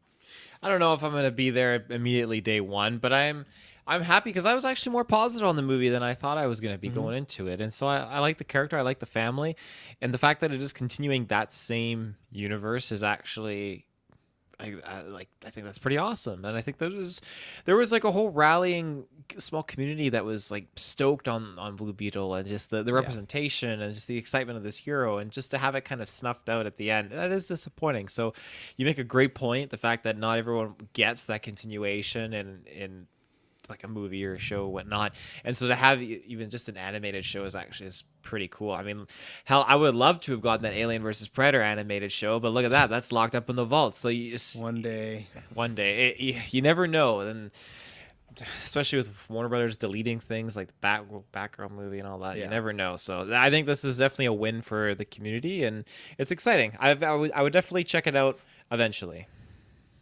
What a glowing representation there. I'll check it out eventually. So, Kirkland's gonna make you go check out the movie. You're talking about Blue Beetle right now, the first Blue Beetle. I have no rush to watch that movie at all, but there you go. Maybe one day, like Taylor says. One day. All right, we're gonna take our next ad break, and we'll talk about some Marvel. So we'll be right back. All right, we are back. So as usual, I'm gonna throw a bunch of stuff at you. You guys can talk about whatever. They're throwing out some rumors. Let me get the actual list of here. There was a rumored. I will find it here in a second. But one of the rumors is that it doesn't know if it's a movie or TV show. These are all coming from like a variety of C to C plus tiers, and then there's some stuff that's actual confirmation. But there's a Namor project in the works. There's been rumors, we meant to cover it a couple weeks ago, we didn't have time, but there's been rumors that the Masters of Evil are going to be in Avengers 5. When we've heard these rumors of it maybe shifting and being smaller, it sounds like there could be a team of villains. This is the rumored lineup from a definitely C tier person, but the rumored lineup is Baron Zemo, Sylvie, Mordo, Abomination, Agatha, Justin Hammer, Jan Rog, and Doctor Doom. But I don't know if that's in a big role or just in like a mine or maybe the person behind them. Kirkland, you look puzzled. Who is after Mordo? Sorry, I was trying to figure out who that was. Baron Abomination. Mordo, right? From Doctor Strange? Okay, Yeah, Mordo, yeah, and Abomination, yeah. So you got, that's a rumor right now that and I don't even know if they're the main villains, if they're a villain, but you got that happening. The rumor going around is that the person that got the job for the X-Men MCU movie pitched a roster that was very similar to the 97 roster, which we'll talk about, but I personally did not have that in my cards if that is true. Marvel has confirmed they're going to go back to Comic-Con, so we probably won't talk much about that today, but we're probably going to do in the future. Hopefully DC is confirmed and we'll do a Comic-Con predictions episode, but yeah, they're coming back and we'll see what they have. And then the biggest thing is they do this now. It's like a 30-minute thing. Marvel every week is doing something called the Marvel Podcast, and it's going to be announcing stuff. So like next week they're going to be talking about TV projects, but today was the debut episode, and they had Kevin Feige on as their guest, and he talked about a few things. But he confirmed that the Fantastic Four is in the 60s.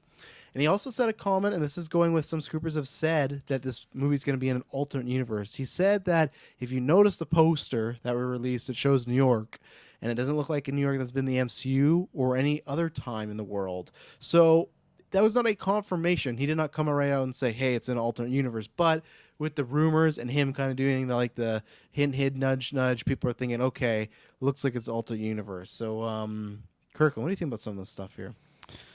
I thought we already knew about the 60s Fantastic Four thing. It's never been confirmed, though. Okay. Just kind of a running yeah. with that. And Yeah. then period piece, does that mean it's contained to that? Or it's just saying the show is contained to that? Like, it's not first saying of all, this is movie. And, just... Okay. yeah. The and cinema then- piece. Yeah, cinema piece. I imagine most of the movie would be in the 60s, yeah. But, like, he's not saying these characters are stuck in the 60s, like, going forward. Like, it very well could bridge over to the, I don't think the greater so. MCU. Well, I think that's... I think with it being ultimate, if it is an alternate universe, that's the idea of Secret Wars, right? Is you can bring this team from another universe. Okay. And how does that strike you? Because we've gone these movies before that are in different eras, but this would be the first movie that is completely out of the MCU. I really like it. I really like the idea of having like a current like a brand new MCU project that doesn't really have to play by the rules of the MCU so far of like who like I guess just continuity wise and what's canon in the sense of what's already happened or like because like we could see Iron Man again or I guess no it's 60s so we could see you his could father. though. We don't know how we don't know how the multiverse works, right? Yeah, Like, true. It could totally change. But so like the fact that we don't really have to play by those same rules is fun. I like the idea of it being in the 60s. Like I'm just excited to see the music and the costumes and stuff that they have for it is gonna be really cool. Question, Travis Snell, GeekVerse podcast. Yeah, I Thanks to guess show your true qualities. trying to show my true quality. Is it kind of, I guess I was going to say, like, can you play our music if it's in a different universe? But I guess movies do that all the time, right? But it would just feel a little weird if the MCU plays current music and then if this movie's in a different universe. They're just gonna do the Bridgerton thing and just I do was gonna covers say, of the like Bridgerton, Pitbull. yeah. Like a 60s swing. Let's Mr. Worldwide. Let's not do that, but I was just curious about that. I you know, think like- yes. I think you're allowed to do that. Okay. Because an alternate universe could be everything's different, but caterpillars are massive. Like that would be an Oh, I alternate see. universe. Okay. But like everything else is the exact same, right? Do you think? I don't yeah, think that's what this possibly. world's gonna be, but Yeah. Do you think that they would lead it with that in the marketing and in the movie, or do you think that would be like some revelation where you're watching the movie and it is like an Iron Man or something like that, where they reveal that it's an alternate universe, or do you think they make that very specific for audience members going in that hey, this is? I think so. I think Okay. yeah, I think they would have to make it pretty clear, especially if he's already saying that, like as opposed to just He's hinting, saying it's the hinting. 60s. Yeah. Yeah. I don't know. I think I think the trailer will be like pretty darn obvious. Do you but, not lose people then if they're like, oh, it's not in the MCU? I don't care about that. You probably lose some, but Yeah.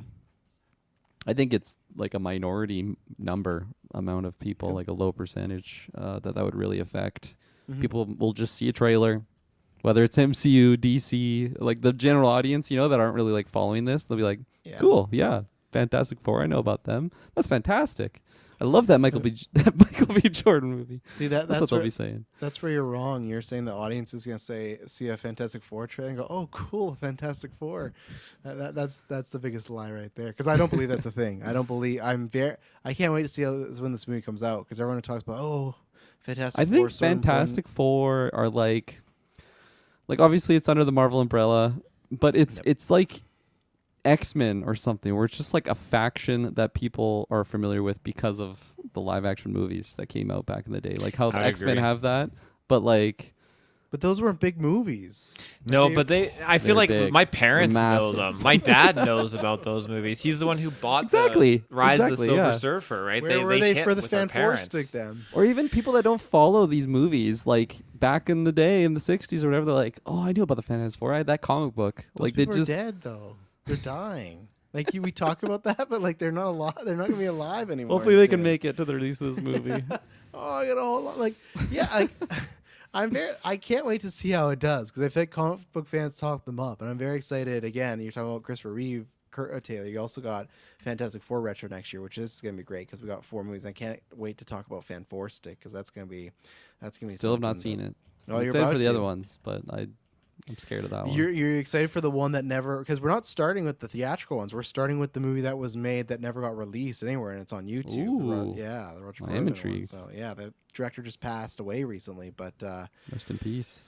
Thank you, Dalton Taylor, for the love what you guys do. Haters gonna hate. Yeah, that's fine. Go drop a 1 star. No, go drop a 5-star review. Thumbs up. But yeah, thank you. It's all we appreciate the people that are here tuning in all the time. But anything else on the Namor stuff, Master of Evil, and Oh yeah, I only talked about Fantastic Four. Oh sorry, Taylor, please. Yeah, I haven't even gone yet. No, I'll make this quick. Namor, didn't this guy get into some shit? No, it was apparently proven all good. Apparently. All good? Is this like an all good where like members of the jury died, like You the paid them Kevin off. Spacey You paid them thing? off. No, Yeah. I think there was some proof that person's story did not line up. Okay, He's a hero good. Then again we in move our eyes. on, and yeah, let's get some Namor back in. Then I'm all for Really? it. You think a solo project, hey? I don't need a solo movie, but I would love to explore the lands of what was it called? Atlantis. So a show? You want a show? Atlantis. That I'd just take a fucking show. I would destroys take Disney a Plus budget. 3 episode limited series show, or 3 episodes? a 40-minute special presentation that they They're can not doing those release anymore. Black in and the white. spring, not during Halloween time or anything. You don't know what Halloween's like until you've been to Atlantis and they're all dressing up. Look, I got a Black Panther costume. Wakanda forever. I don't think you'd get. I guess they said project. I feel like if you get a show, it's gonna be exactly what the Lantern show we just talked about. It's like Namor's stuck in land and he can't swim anymore, and he has to go find out who killed his dad or something like that. Like, this is a rumor for doing the BS meter. I don't think it's there. I like. No, I shouldn't say that. I loved or really enjoyed Wakanda Forever and his performance. I thought he was great, but I don't think for even myself, I don't think for the general audience he has much staying power as like a Killmonger or Loki did. Where those like Killmonger, you could have been, hey, we're doing a solo project. I would be like, yeah, I think people are gonna come out for that. I don't think Namor had the same oomph that some other villains did to justify a solo project. So I don't think this is gonna happen. And if it is, and if they can't, like I would say, do a movie. And if you can't do that, then yeah, I don't think you need to do anything as of yet. I don't know. That's where I am. I don't need it. I'm Yeah. with you. Yeah. Do you Not believe it? really Though? Do you think any they're looking at interest. this? Do you think they're Believe looking it? at? Do you think they're looking at? Hey man, look, we did a sequel to the Captain Marvel movie. There's $1 billion movie. Let's do a Namor movie yet next. Like I don't see that. I don't see that where I that's think true. they're looking at it like how I look at a piece of lemon meringue pie, and I say, no, thank you. So what if it? Okay, here's a counter. Taylor, you didn't bring this up. What if they go? We're talking about Green Lantern. Swap it. What if they go the Blue Beetle route and it's a animated Namor Shore? I actually think that could have potential because you don't got to worry I'll have a about the bite. budget. That's what I'm saying about that Yeah. piece. Yeah. What about Yeah, that? I'd agree. Taylor? I'd agree with that. I agree with animated. Okay. So Blue Beetle gets the live action route, and then Namor. That's the deal, Blue right? Beetle gets the buddy cop movie. Warner with, Brothers is making this deal with Disney. No, they don't gotta make no deal about Namor. Of all the things Disney and Warner Brothers gonna be talking about, why the fuck they talking about Namor? Like talking about Avengers versus Justice League first, not fucking. Hey, what you guys do in Namor? Well, what you do in Blue Beetle? like what? Like both like the Spanish heroes of their universes. Let's combine them. Yeah. Taylor, you did take away from Kirkland. Kirkland was usually what we do is I throw one person, they just talk about the stories they want to. But I like it. Kirkland- I like this joint energy Sure. we got going. Any- Collaboration. anything, because we'll go to Taylor on Fantastic Four in a second, but anything on Masters of Evil in that lineup, if that were to be true. Do I believe it? Is that what you're asking me Stuck right in now? her ass and she said, "Aye." That's what you sound like over there. Shows it to Afro Man. Yeah, no, they Guy gotta I do know remake of that opened for song, him, but the put this legend. sound effect.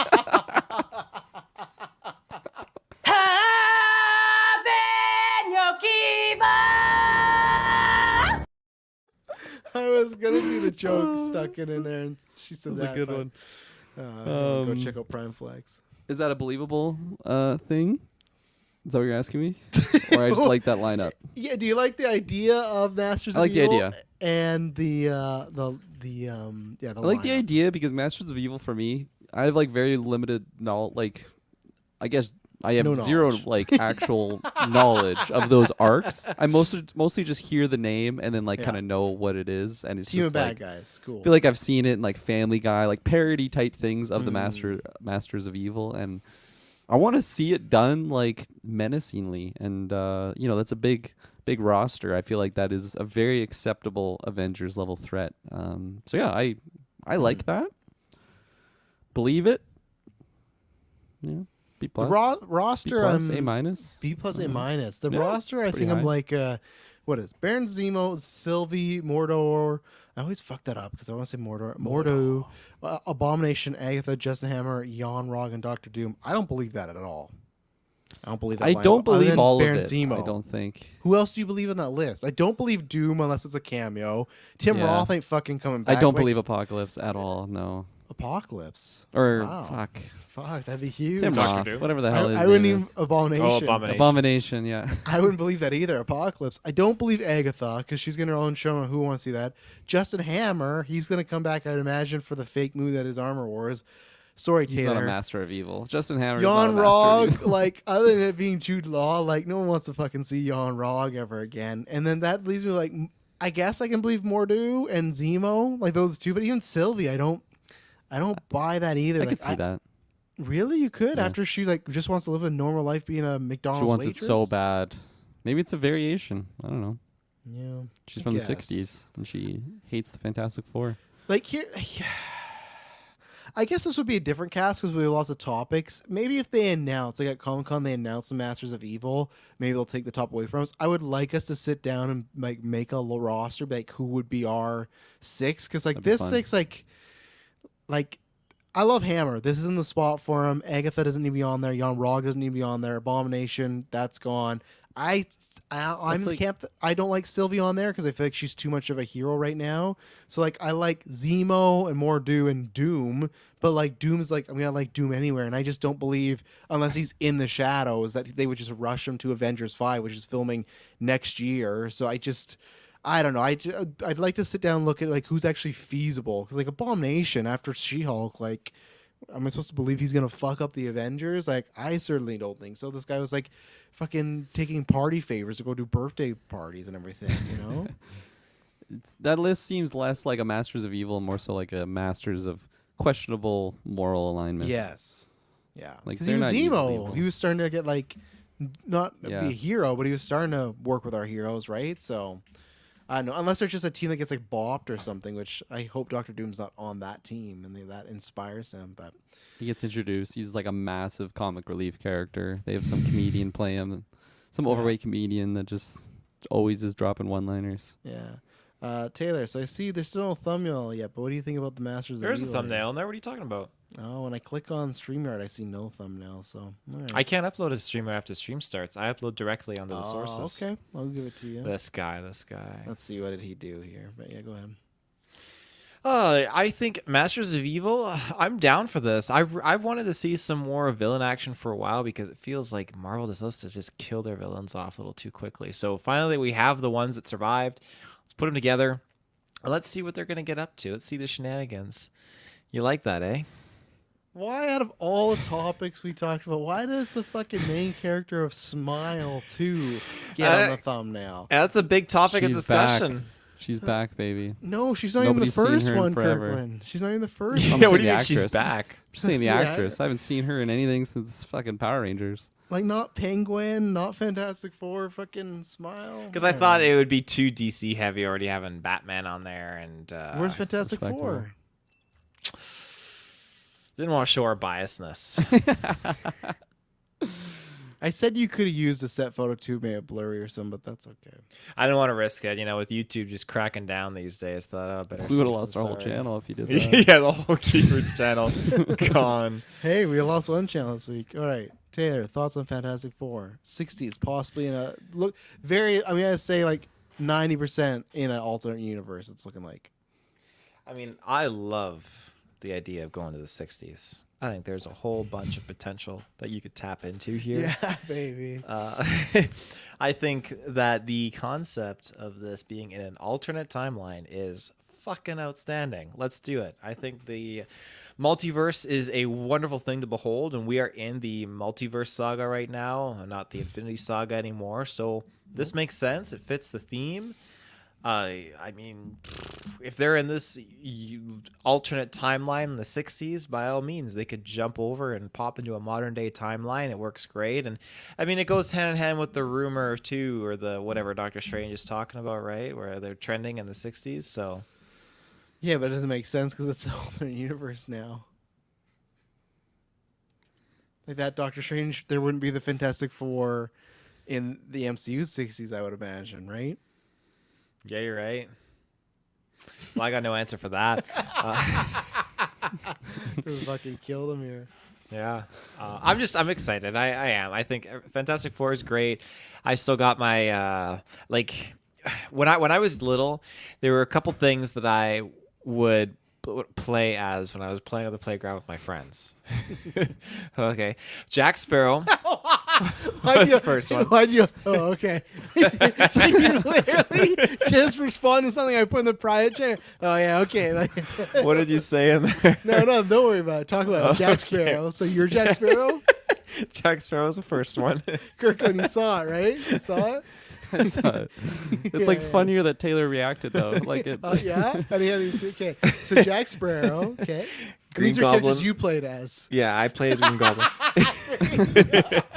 Stocks are up, prices are down, and Oscorp's never been higher. He's like, well, can't we play the fighting? I was like, no, I just want to do the boardroom scene, guys. That's all I want to do. Just the boardroom scene. Yeah. Now tell me you're selling the company. All right, Taylor. We're selling what? And the Thanksgiving dinner scene too. Yeah. Oh, and then the last character, Doctor Doom, specifically from those OG Fantastic Four movies. I used to ride. yes. I love pretending I had the silver surfboard, When he and takes the board. I was zipping around, and like I remember just being in the playground, just pretending I was fucking harnessing all the electricity everywhere, and just just electrocuting the kids and stuff, or civilians. It was a good time being a kid. But that just it sticks with me. So I'm very much excited for more Fantastic Four. I'm ready for it. Yeah, I'm all for it. Like we've been talking about this for a little bit, like Kirkland said, but it's nice to be confirmed. And I also think this like podcasting is like a fun idea. I'm not gonna tune into it, but I'm happy for other people to like it. I don't care. I'm gonna fucking pull it up. I'm gonna pull up what was sent to me live on air. I don't give a shit. It's good. It's good. Oh my god, I can't. Where is it? So, anyways, I was. Oh, I don't know if I can. Where is this link now? What Oh the my fuck? God. Oh my goodness. But I'm the 60s. That's like. What's interesting is gonna be the 60s, but in an alternate universe. So like I said, is it gonna be the 60s we know and love? I really don't know. And then for alternate universe, I'm really intrigued because that does give it something. Not only is it the first time Fantastic Four is in the MCU, not is it the first time like we did some 60s stuff, but we're going back and covering a superhero team, and it's one of the bigger Fox properties. Now it's going to be the first where we've seen stuff where I guess Deadpool and Wolverine will probably have some of that. And then we're going to get, like we saw in Captain Marvel or like Doctor Strange, right? Where we saw slices of different universe like that. I think it's like the 838 or something like that. I can't remember what it is, but we've seen little bits of it, or like Monica Rambeau's set up. So if we get a whole one, I don't know. And in this universe is Fantastic Four the only team. So I think there's fun possibilities to be had there. So yeah, I'm curious where it's going to go. And I wonder if a plot of the movie is literally them dealing with like the excursion or has something to do with that, right? Where like at the end of Captain Marvel was like, oh, excursion, or Doctor Strange like, oh, we're dealing with excursion. Wouldn't that be great to see like meet characters we grow to love, and this excursion happens, and there is like nothing they can do. They see a world like, imagine if you get the movie where, remember in Far From Home where Mysterio lied and said these elemental things whatever destroyed his world, and now he's coming to this world to save it. Imagine you're doing that, but like there's a true story where this Fantastic Four comes to the MCU and they're from a whole world of like billions and billions of people that were just killed and they couldn't stop it. And that's almost their way, I think, to kind of get in the team, because they might have that information of, hey, we failed in our excursion, but maybe we can help you with yours. And again, I think with being Secret Wars, the universes are going to, combine together and then they stick around. But I think there's a fun story to play there. I don't know how you bring everybody with you. Like, I guess Doctor Doom hitches a ride. Isn't that kind of already being used though? Let's say with Deadpool 3. Of course, we don't know the story, but it's like Wolverine let his world die. Kind of, isn't that a thing? Yeah, in a way, but I don't know if I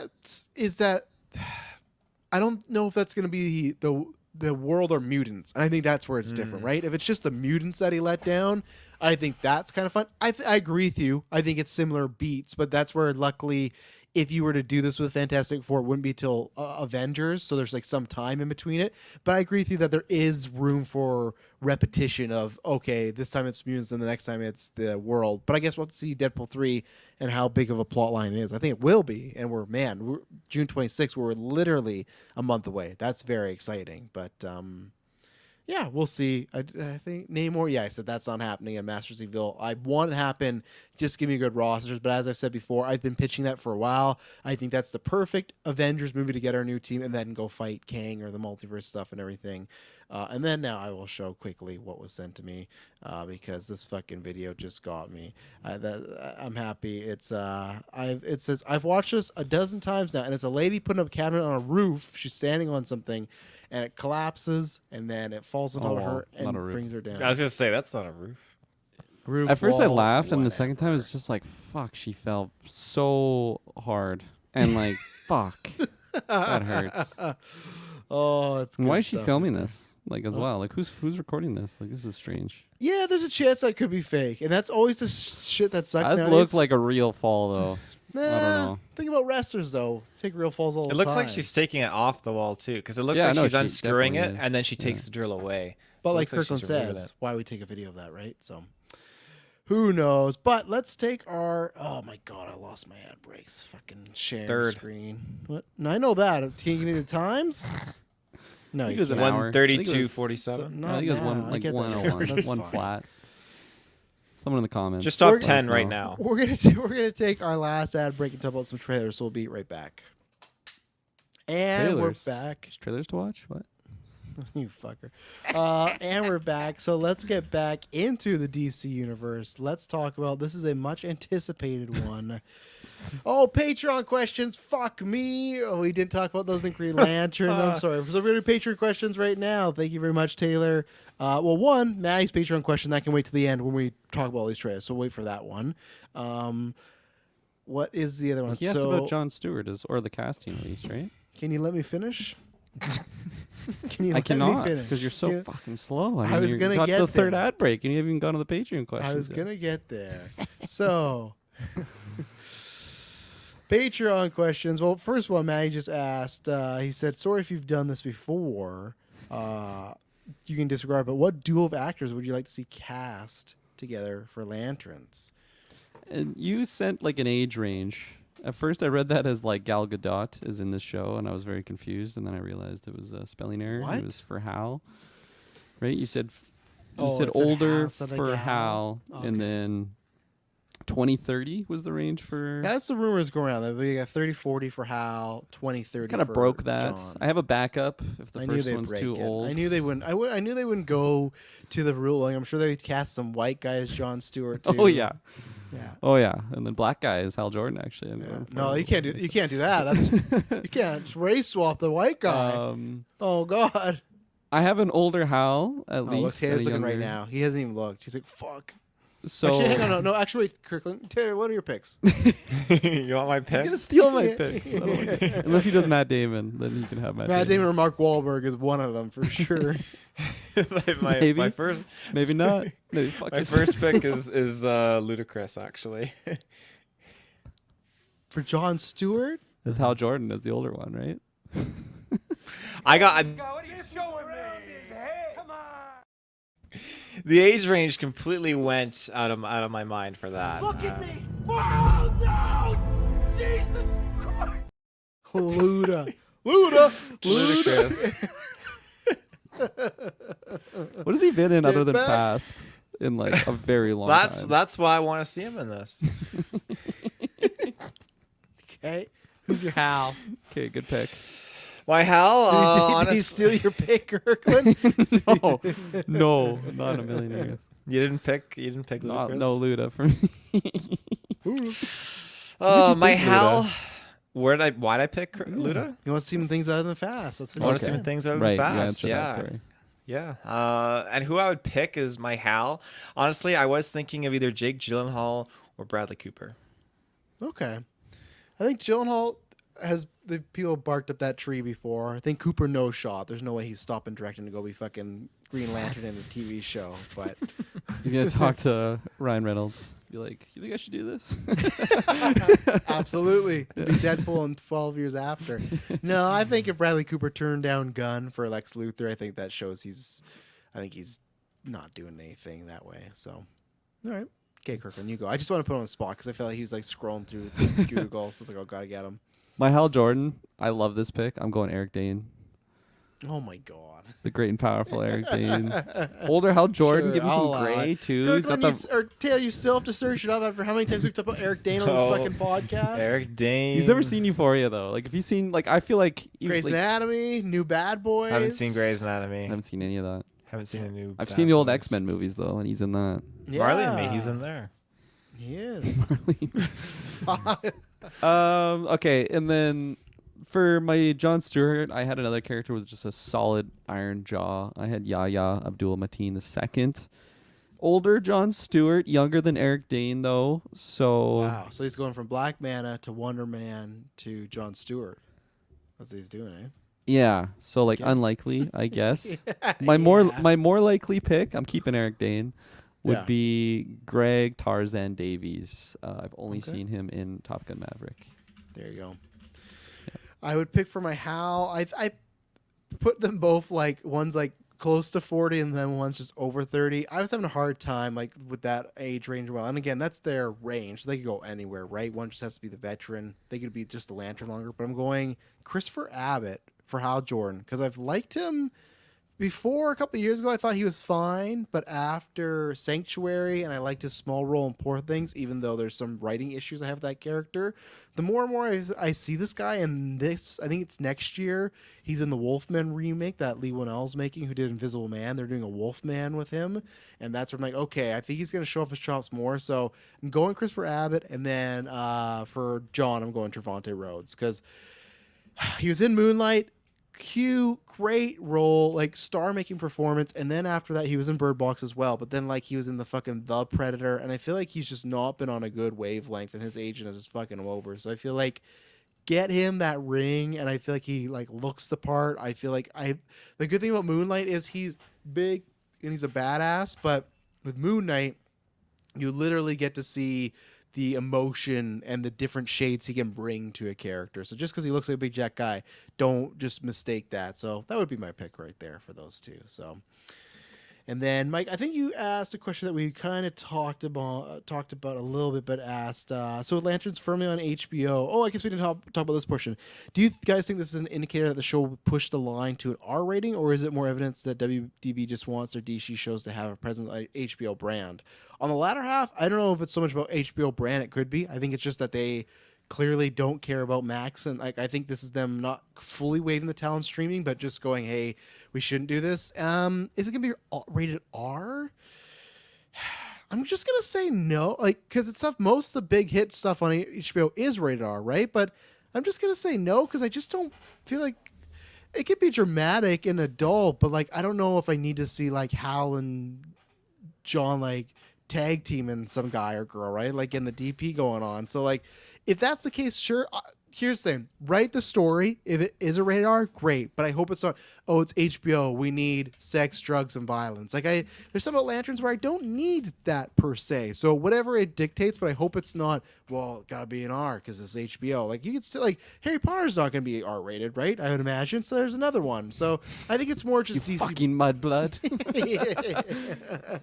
That Moaning Myrtle bathtub scene is gonna get fucking wild. Oh yeah. Yeah, they're gonna like, have you guys seen Saltburn? We want to do that and everything. But no, I think I don't think it will be for sure rated R. I don't think so. I don't think it'll be rated R at all. I think Okay. strong PG-13, 14A in that range. Okay, strong. Yeah, Taylor.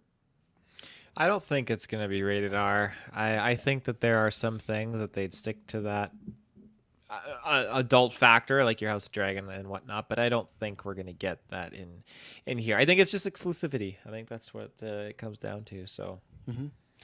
Okay, I'm gonna just rattle these off and let me know your thoughts on them all or whatever. But where is it here? So obviously we got the big ones: Batman: The Caped Crusader. That's coming out August 1st. Which also at some point we need to talk about how we're gonna review that. I feel like we're gonna do this live on air here. Okay, it comes out the Friday, the day before GeekVerse Day, and I got the day off. I'm a madman. I'm gonna watch all 10 episodes. I know these two guys who can't even watch a couple of trailers not gonna be able to watch them. Do you think it's plausible from that same weekend, the day after we review, like there's GeekVerse Day, and then the day after we review House of Dragons, do you think it's plausible to have a double review of House of Dragons and Batman Caped Crusader? They are going to be 10 episodes, but I think they're going to be 10 episodes that are like X-Men animated style, where like 20... Like that length? 25, yeah, 25 to 30. I don't think they're going to be full hour. I may be wrong, but... What do you think, Taylor? Same So day as, that gives you Friday and Sunday to Daredevil watch them. Retro too. Same No. day? Throw it out there. That gives you Friday and Sunday to watch them. I don't like my odds. I feel like I don't like my odds. I'll just put that out there now. It's coming off of like a full day. Anything's possible. That's what I'll say right now. What is the next day? The next day then is it's a Monday, BC Day, that's a whole day. The whole damn day is BC Day. Yeah. I will say a strong maybe right now. Pressure's on. You want me to go Taylor. get my wife? Bring her in here? Yeah, bring Yeah, her that's in here. what is Madison the one messing up that you can't commit to the. Yeah, I mean, between her and to be gone for like a full day, that's definitely one thing. But then to be busy consecutively, I think I'm pushing the wire a little bit. But if she likes shows, this is so good, you know. I got fatherly responsibilities that I know she needs assistance with. So You just gotta watch them in the nighttime, you know. Me and Kirkland, we're gonna not. I swear, if I see are we you- reviewing them at nighttime too, like in the No. wee hours? No, no, that's why I pitched Sunday. I swear, if I see that weekend you're on Call of Duty at any point, I'm gonna call you out big time. So But I can just Call of Duty. I can't be on. I can be on other things. So anything. But trailers. Assassin's Creed. We got Batman, Caped Crusader, Penguin, Nosferatu, the red one, A24's Heretic, and the front room, Smile 2, which of course is the thumbnail. I did not watch. So there you go. I forgot to watch that. And then Here. So instead of starting here, I'm gonna start at Smile 2. I've never seen Smile 1. You guys told me it wasn't as good as the hype was. No, Everyone else thinks it's great. Everybody Rosie and Travis loved don't it from think what so. I've heard. it's not good. Everyone's like, it's so Don't- scary. No. You and Patreon Tyler, I think, was the other person that said it was pretty mid. Fantastic trailer though. Like I still remember seeing that first trailer for the first Smile movie, and I was like, "What is this? Like this That is head trippy." swings down by the cab window. That still gets me. And I thought this trailer was intriguing until it wasn't. I like the Dua Lipa pop star type main character that we have. It's an interesting main character to have in a horror movie, like someone that's like in the limelight. Like I don't think I've really seen that done before, so that was cool. As the trailer went on, though, it's just like, yeah, I don't know. Maybe one day I'll get to these movies. I'm in no rush to see the first one, let alone the second one here, and the trailer didn't do anything to really make me want to. Well, not one, we don't go, okay. I was gonna say, don't go one by them. I'll just go all of them. Yeah, just go all of them. These guys are breaking the rules tonight. We Here found a new is an system. interesting concept. We I talked about this in the shareholders of. So here I thought was was get him back in here. Here was an interesting concept, especially getting oh my god, I don't know what's going on. I keep moving around. Getting the old Forrest Gump pairing back together here. That was the first news I saw about this. Then I saw it was just like a single frame shot or whatever. Frame shot, yeah. That's the right terminology, right? Where like the camera just doesn't move, the whole I movie guess moves around it. Yeah, there's definitely some cuts. They're gonna try and claim it's a one take, but I think it'll be cool to see, but like just the concept of what it is, it's like I don't know. Like I'm not pitching shade to go see this movie with me in theaters. That's hard enough as it is if it's not a Disney movie. So I don't know. I don't really. I'm in no rush to see this at all. you should show her the trailer. Next newscast, let us know what she thinks. I will. Pitch yeah. it By like next Taylor newscast, did I'll for tell you. Fellowship. Like, oh yeah, we're gonna go see this in the theater. Just fucking surprise her. We're gonna go see Inside Out. She's not a big Inside Out fan, actually, so that wouldn't go over. That's reverse of what I did. Yeah, we're gonna see Inside Out, and then here starts up. Oh my god! Just This is a long It's preview just the trailer. Kirkland. Yeah, it's just It's this one shot of this room for 2 hours. She doesn't like Inside Out though, so I don't know if that would work. That to, doesn't make any sense. to sway her into that. Going down the list, Red One. That's what it's called, right? Yep. I felt like it was okay. This is okay until we actually go to like the world of like just other creatures and whatnot. I was like, fuck, this actually looks interesting. Like I think the jack-o'-lantern shot was really cool. Like the headless horseman head, Krampus in there. Like the design of the creatures look really cool. So The Rock, I feel like he's gone down in stock for myself. Like I don't just see him and be like, oh, this is gonna be a banger now. I feel like there was definitely an era that I thought that, but it's just so much of the same I get from him these days, and it's not bad. It's The Rock, and I wasn't sold on just the casting of it, but once I saw like the trailer, it was like, okay, yeah, this looks like it could be a fun time. Threw me off to see Chris Evans with black hair. Yeah, As well. It's a decision. I don't know. You give him some interesting facial hair like trim thing. I don't know. Do you think But yeah, that's do you think looking that's forward to a movie decision or a him decision? Movie decision, I would say. I would say that was in the script or whatever the character detail is. Okay. Character sheet. I don't know. D&D terms. The A24 films, I feel like Heretic was a lot more interesting to me than The Front Room. That old lady is the same old lady from Harry Potter, and it's just like tripped me out to see her in this role. And Finger-point. remember, she's the brothel owner in Poor Things. The Oh, one that's always yeah. biting Emma Stone. That's funny. Yeah. She's wearing those outfits. That's right. The Yeah. lingerie outfits.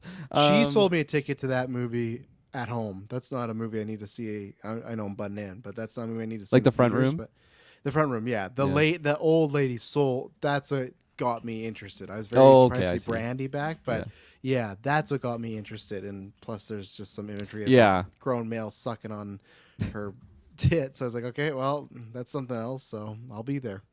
Yeah, I think I'll be there, not right away. Like, I won't Yeah. rush to the theater for this one. Heretic, I don't know if I'm going to rush to the theater for it, but, like, I'm a lot more intrigued on it. If I had to choose one or the other, I would definitely choose that one.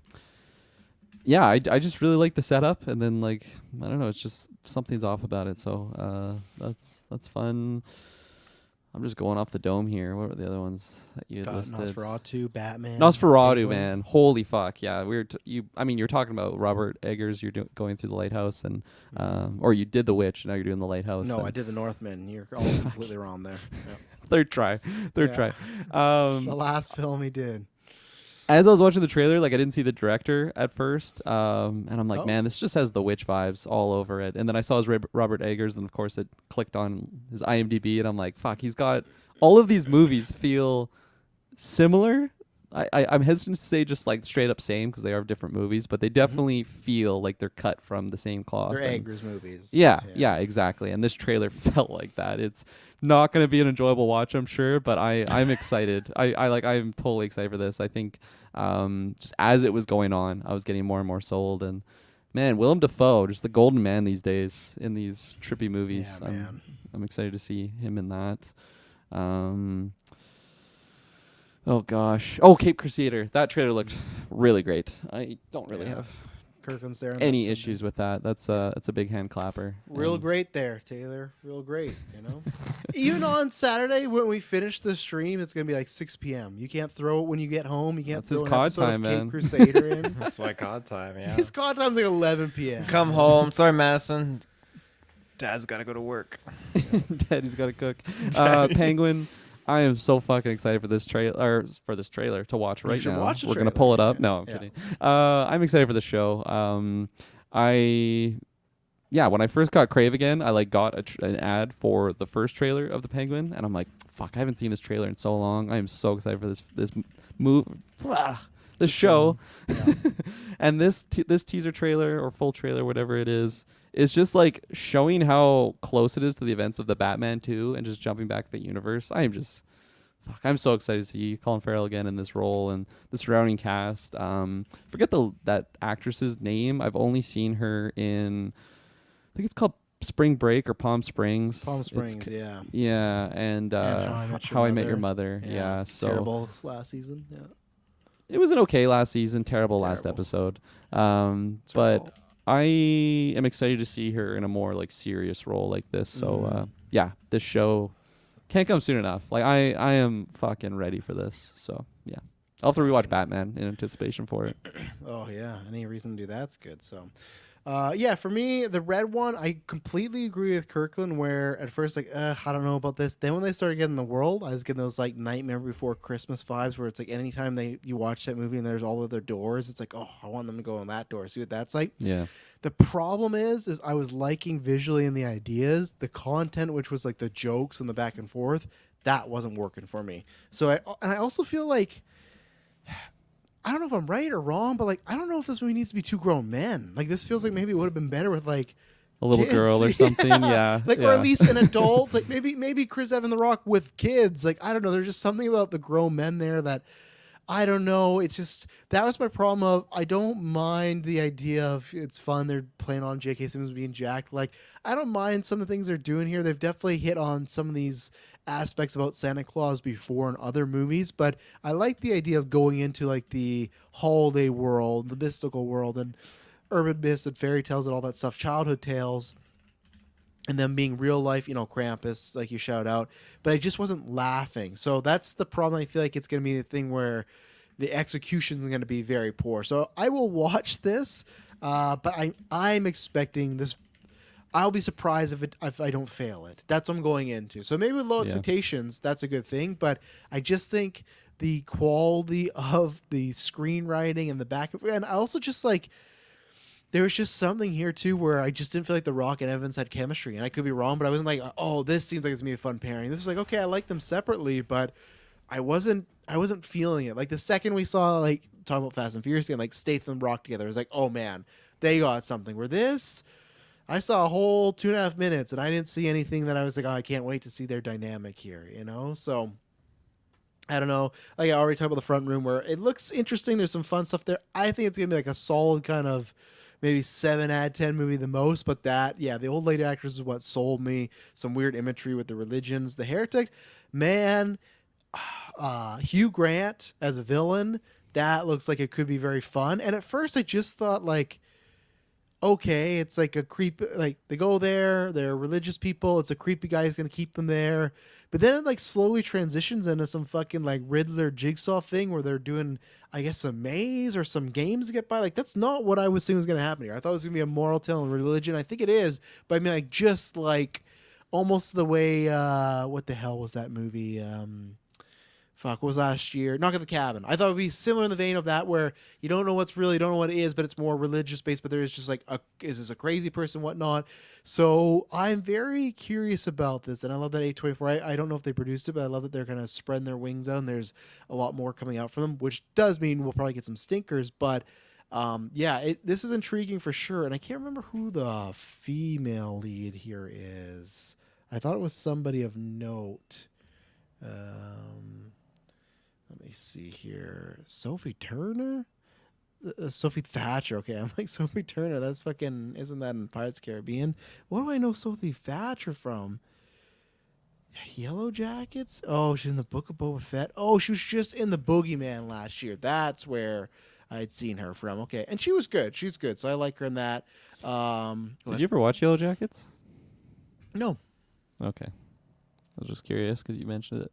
Someone recommended it to me, and I haven't really heard anyone else talk about that show. Yeah, no, I have not. I think it's on Crave, so you got that going on. Let's see what else. Nosferatu, man, this looks like this could be his best one. What I love is it looks like it has the weirdness of the lighthouse with some of the shots, like Lily Rose Depp, she's getting choked and she's not getting choked, but then they show the vampire hand. Also, it could just be him invisible and people can't see him. But I mean, like, I felt there's a few other shots that looked that they were more mind-bendy. I feel like it had a dark, very ominous, some sort of evil looming over you, like The Witch, where it's like, hey, things are going on, what's happening, and oh, is this girl, is it not this girl? And then what I was surprised about, and I don't know why I didn't think about that, because The Northman happened, but even though it bombed, the scale of this, like there's that one shot in the trailer where they show the city, and it's like Nosferatu's hand, like as a shadow over it. And it's like, oh my goodness. And just like some of the churches and Colosseum in the city, I just did not think it was going to be this big of a production, or this big of a film. I thought it was going to be almost more like The Witcher Lighthouse, where, because it's like going to be Willem Dafoe showing up to kill vampire with a few other characters, right? And I thought, okay, it's going to be that level. And I did not think it was going to have the scale. So that got me more excited. And that's why I said it feels like it is the culmination of all's work. It reminds me of, like, hopefully it will be when I see it, of Once Upon a Time Hollywood for Tarantino, where I feel like each of his films are in that film, and that's why I think it's his best one. And there's something about this that made me think, okay, I see a little bit of everything. Like Kurgan said, it's like you look at it and go, okay, this is Eggers' movie, but there's just something where it's like, this looked like this could be his, his masterpiece as far as Inglourious Basterds. I'm not saying that because I'm not going to put that on him. I don't need to make a masterpiece to like the movie, but I still question that date for me in general with stuff going on in my life, and even Christmas. That's a tough fucking date for even myself to go see. And I'm like, this is now jumped up to, I say, easily top 5 anticipated for the rest of the year, but like, I think it's like Christmas weekend, and that's, I just think you're setting that movie out to die. I really do. I just don't understand. Like, I think this movie would even do better in January, February. Like, I just don't get that Christmas date. I don't know if they're doing it because they think they might get some Oscar runs, but like none of his films have got Oscar runs. I know Lighthouse people were talking about that, but they're just still, I think, too weird. They're The not Witch like didn't? That's kind of surprising to me.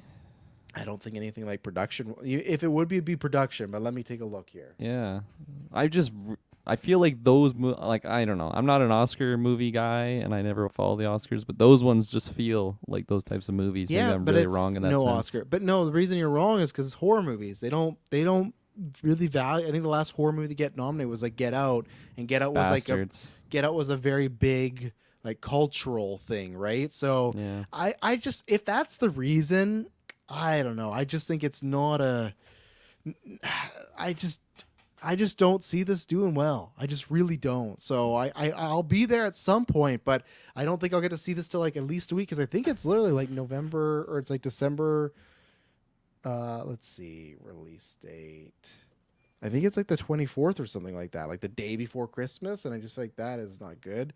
Yeah, no, December 25th. Christmas Day. Yeah. Yeah, that's I don't know what they're doing there. That's to me like that's a movie like you do like Poor or Kinds of Kindness, which we fucking finally got showings of. I can't wait next week. But that's a movie where that movie was shot over a year ago, but they're smart. Poor Things came out, was a big hit. Emma Stone won the award. People actually know Yorgos' name, and now they release it. That's what you do with Nosferatu. Is you sit on it, and if you gotta wait till fucking October next year, you fucking wait. Christmas Day, I don't get it. Really It's don't. definitely more of that era of movie. I would agree. Whoever is making that decision went and saw Wonka on Christmas Day and had a wonderful time. And they're like, Yeah. this would be so Yeah, great to with watch the family. Nosferatu on here. Yeah. Yeah. Because he had the whole theater to himself. Because nobody was fucking there. Dylan? Yeah. Yeah, I guess Dylan, yeah. Penguin looks great. I can't wait. My only hang up about Penguin, like I don't have much more to say, is that he wants the power, reestablishing the characters, the board, things like that. My only worry, my hang up, is in this trailer they had him with a fucking young kid, and they're like, we gotta stick together. We gotta do this. I really don't need the subplot of trying to turn the youngin into a bad guy criminal, and he's like our heart of the show. I don't need a character like, oh, I need my point of view. Like I need a good guy in here. I don't need that. And I'm worried now this kid or young adult character who was in The Runaways, a Marvel show back in the day, like I don't know, a decade ago, and he was good in it, but that's my only concern is I don't need this young guy getting brought into the mafia. So we'll see. And then Batman Cape Crusader, holy fucking shit, man. This looks so good. I love the aesthetic. I love the era, the vibe of it. This like noir, and it is taking place in like the golden age, but still just like this noir feel. And I wasn't sure what we were getting, but I love that. Tons of villains in this: Two-Face, Harley Quinn, Penguin, Automatopoeia. What else is there? Firefly, and there's probably other ones we don't even know about. So I love that it's a mix of old and lesser known villains, and I love too. They said it's like the Batman animated series, but that was much more just like weekly adventures, sometimes 2 or 3 parts. This looks like there's going to be like, okay, your weekly story, but the whole thing is about, there's a mystery, and Matt Reeves produced this, right? So I think there is going to be a through line detective tale, and that's fucking awesome because like I think that's one of my favorite things. I think that's one of my favorite things about the Batman is like the detective side. So thinking about a series that's 10 episodes, even if they're like 22 minutes. God, what is that? Why can't I do the math? That's like 2 hours, right? Somewhere around there. Well, how many episodes? I'd say they were all 22 minutes and there were 10 episodes. I guess it's the Sounds 220, like, right? Yeah, 220. So yeah, like almost 2.5 hours of like a whole through line mystery. That's fantastic. The look of it, and Hamish Linklater is gonna be Batman, first time ever. I fucking love this guy so much. He was the priest in Midnight Mass, and his Batman voice much better because they released a teaser where he was being very over the top, but now it sounds better, and I didn't worry about it. But what I said to multiple people, I said I can't wait to hear his Bruce Wayne. And then 2 days ago when they did an interview with the creators, they said the reason he got the gig was because it's Bruce Wayne. And man, I can't wait. This is just like between Penguin and this, it's gonna be a great fall, and I cannot wait to watch and review Batman: The Cape Crusader with Kirkland and Taylor down below. I would assume when he gets to it, but. Taylor, your thoughts on the trailers? Yeah, holy smokes. I'll start with Smile. So we saw the first one, and I will admit that the demon itself is absolutely terrifying, but the movie itself very much fell short. I alluded to it briefly where I was thinking like, why don't they just do Drag Me to Hell 2? Something like that would be much more up my alley. Smile 2, one of the most successful movies that year, but you should not do that and do Drag Me to Hell 2. Drag Me to Hell 2, yeah. So Smile 2, though, I believe we're going to get a rings setup here where she is going to go out on stage at the end, and she's going to do the self-execution thing where she smiles at everyone, though, and everyone's going to get cursed. And they even the trailer was talking about how, like, spreading is the word that they used as well. So I think that it's just going to be everyone's going to get infected. Everyone watching at home on TV and the recordings, they're going to see her, and everyone's just going to get it. And so everyone's going to get infected, and the demon's just going to kill the entire planet. So that's what's going to go down. And I think that there are a few scenes that are very tense, and in a movie theater setting too, I think they would be extra tense where that little girl walks up and she's just holding the smile. And there's a few things that they did well with how they filmed it in that first one. Like I said before, with the girl walk up to the car and her head swings upside down, that always got me. And there's a few other things as well, but will I see it? Yes. But I don't know if I'm going to rush to the theaters. If you guys are going to see it and do a review for it, then I will make a point. Okay, I'm not going to. I'm going to wait till it drops off at home. And on top of that, what else do we got? Yeah, we have the A24's The Heretic.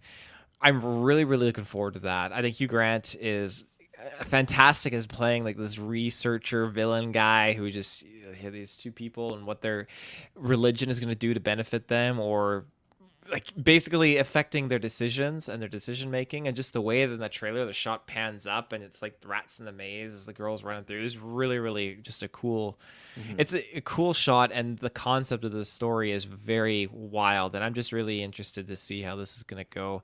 The front room, man, you put any type of granny in these movies and it's fucking terrifying. Grannies, ever since I saw Legion, have totally fucking freaked me out. Oh yeah, that was a good granny. Yeah, appearance in those, that one. oh yeah, That's oh yeah. top 10 granny appearance of all time. That is Possibly top 10. 5. I would easily say top 5. Your baby's gonna fucking burn. Like, God Just damn. crawling on the fucking Yeah, diner. yeah. Oh, it gets me every time.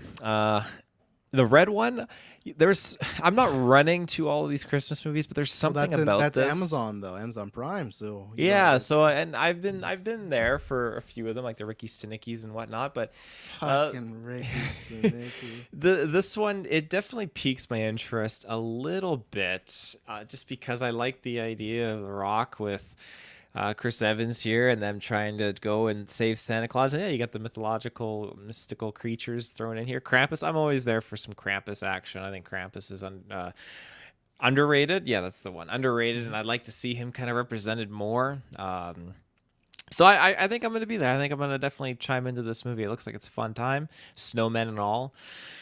Penguin, I'm gonna watch it obviously, but I'm just still not sure how I'm gonna feel about it. It looked interesting, and out of all the characters that were in the Batman, he definitely wasn't the one I was racing to. I think he definitely served a good purpose, like fulfilling the story. As we progress with other villains, but Who's the other realistic person you would want to get a show? Like obviously, like the Batman, but no, like who has a realistic character out of that movie you would have thought could get one? that was in that movie. Yeah, that you would think like, okay, they sit you down and say, okay, obviously you can't do like Batman and Alfred together. So like, what other character would you spin off to a TV show? We want to do one for HBO, and you're saying, Penguin wouldn't be the one you run to. So what's the one you're running to? Well, I mean, if I had to pick someone from that movie, I'd say Catwoman. But if I agree. my first thought was like thinking, okay, I'm not forced to pick someone from that movie, so I would have picked a different villain, just because Oswald Cobblepot. Oswald Cobblepot. He's definitely like there, but he's not like there for me for Batman villains. I like the other was like Mr. Freeze and. Well, you're not getting Mr. Freeze showing here, but I feel like I love that. I feel like this is a good transition because he'll probably be in a bigger place in the Batman 2, right? So then it's gonna be, I would say so. So it's all fair. And again, I'm gonna watch it. I'm gonna feel it out as I go through it, and I'm sure I'm gonna enjoy it. Cape Crusader, it looks pretty damn awesome. I think pretty damn awesome, Taylor. Pretty damn awesome. It looks like it's gonna be a great freaking time. There's a whole roster of villains in here that I could see, and I'm excited to get into this world. I've never watched a Batman animated series before, and I think this is just the great stepping stone into that world to really just like roll me in. And if you take an hour out of each day, you'll be able to watch 9 episodes. So there's just one day you'd have to watch an extra one. So that's like an easy Friday. And who knows? You know what might happen? What was the 66? Sorry, what was that? Because that's like if each episode's 22 minutes ish, so that's 3 a day. There's 10 episodes. Plus, think about this. When no one might help you out, think about The Boys. They could drop early on the Thursday, right? The midnight or the 6 p.m. drop like they used to. For Cape Crusader. That's true. We'll still wait for you. I'm just bugging you. I know we gotta sure do our 9-year anniversary, right? We gotta do that. I'm like, we don't need to celebrate, and these guys outvoted me. I'm like, all right, I guess so. No, I'm joking. And Nosferatu. Willem Dafoe just fucking cracking it up in there. God, he looks great. Everything about this looks great. I was actually quite shocked on the fact that a lot of these shots, whether it's just them moving through the streets and the scenery, it was really, really well done. Just that opening shot of just this castle too. There's so much going on in here that I really, really like. And vampires have been around for a long time, and I love that we're still getting fresh ways of deep diving into the and these vampire movies keep lore. bombing, but they keep making them somehow. They keep making them. Like A Voyage of the Demeter was a fantastic movie. Underworld is a fucking fantastic movie, and I just think this is another Nicholas Holt. Renfield. Yeah. I liked Renfield. That was a good time. It Oh, was no, very humorous. I'm just listing Not a up fantastic movie. No, I'm just listing movies that have come out recently, and still just people don't go see them. And here's gonna be another one, you know. People love vampires. What can I say? So, I mean, it's one less werewolf movie. Although I think that there is a Kit Harington werewolf movie that they announced or something like that. You guys see that? No. Poor Dylan. He's waiting to do the next cast. And Taylor's like, hey, you The heard Beast Within. Have you heard of this? They just Is dropped it a trailer out? this week. No, we'll have to save it for another. Kit time. Harington is going full wolf. Hold on, let's do a whole trailer. Let's do a whole trailer breakdown right now. Yeah. Review of the trailer synopsis. All right. Finally, rank these projects from excited to least excited based on the trailer. Excited to least excited. Yeah, from Maddie. He loves doing this, and I love that he's. I doing lost my it. list. There you go. What's that? I'll go because you need lists. All right, so I will go. That's the Beast Within. I will. Go, I'll put Nosferatu. Like I've seen that video before, but on a different website. What is this image? Let me see. What are you guys talking about? Oh my god! It's a video of Kit Harington on his knees with handcuffed by the neck, and it's looking very naked. persuasive. Let's see. Bottom. I'll just go Smile to. Didn't see it. Oh, I didn't even talk about me. Didn't talk about here. I talked about Little Kirkland's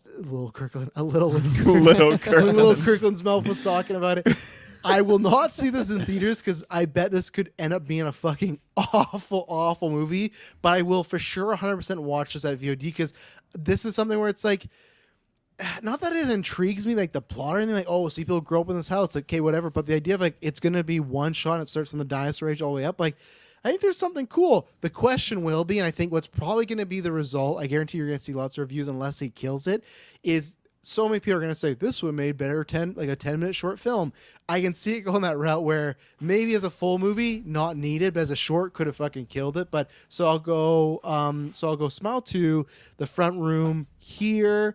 Actually no, I'll put the red one under here because here still intrigues me more. Heretic, Penguin, Batman Cape Crusader, and Nosferatu at number 1. I can't say I'm more excited for Batman Cape Crusader because like I am, but I still got so much Batman content. Nosferatu trailer, I was excited, that just blew me away. Where Batman Cape Crusader was just like you're ordering a meal and you know it's gonna be good, and then when you get it, it's fucking good. You're like, yeah, this is why I like this meal. Where Nosferatu is like a friend, be like, no, trust me, like get this on the menu. You're like, all right, and you're like, holy shit, this is really good. So that's where I put that at number 1 for me. So those are my ranking of the projects. Is it just ranking our interest or ranking? Yeah, interest. Yeah, Okay. based on what we saw today. My list is pretty similar to yours. I think I'll do Smile 2, then here, Front Room, Red One. Sorry, then Smile Heretic. 2 is your most anticipated? Oh, I was going bottom up. Sorry. Okay. I did the opposite. Is that what Travis did? Is that what Travis did too? I went from the bottom up. Yeah, that's what I was Okay. doing. Yeah, Okay. Kirkland's like, yeah, you better be on that review, Taylor. It's my most anticipated movie of the year. That's my one movie of the year you have to watch. Golden Geeks. Yeah. Let's try that one more time. I got Smile 2, and then here, The Front Room, The Red One, Heretic, Batman Cape Crusader in third. And then I'll do Penguin, Nosferatu. Nosferatu, my number 1. Yeah, that's what I'm going to say. Look at me! Oh no! Jesus Christ! Jesus Christ. Cape Crusader. Is that low? Top 3? For a show I have like zero Taylor, if history you can with? only watch one, Penguin or Batman Cape Crusader, what are you picking? I picked Kid Crusader. Oh, I'm picking Penguin. I'm picking Penguin. Damn, Kirkland's Wi-Fi just fucking sucks tonight, you know? This Taylor, election talk I keep bringing up. and this cast, Taylor. Rank the projects. Go. All right, my last would be here. Next would be Penguin. Look at me! Oh no! Jesus Christ! Okay, that's bad. Penguin below Smile 2. You fucking kidding me? I don't want you like Cake Crusader review anymore. Like I think Cake Crusader is except for like over fucking Smile 2 over Penguin. Crazy, Taylor. The front room is I'm over captivated. Penguin. Um, Oh god. Smile 2. Yeah. What are you showing me? Come on! It's a more appropriate one to use. Shut the fuck up! Oh, Cake we're Crusader. getting them out. tonight. What? Where's that? That's like the bottom 4 or That's something? way below mine. That's way Are you below. fucking kidding me? I feel like half these trailers, you're like, oh, it's fine. And then Cake Crusader, you're like, that's looking damn good. It's like the 4th bottom one? The front room. Are you fucking kidding me? It has to be meme, yes, nowhere. There's no way you want to see the front room more than Batman Cape Crusader. I will say the front room and Cake Crusader are like even no, Steven. no, even Steven. That's bullshit. Oh my god.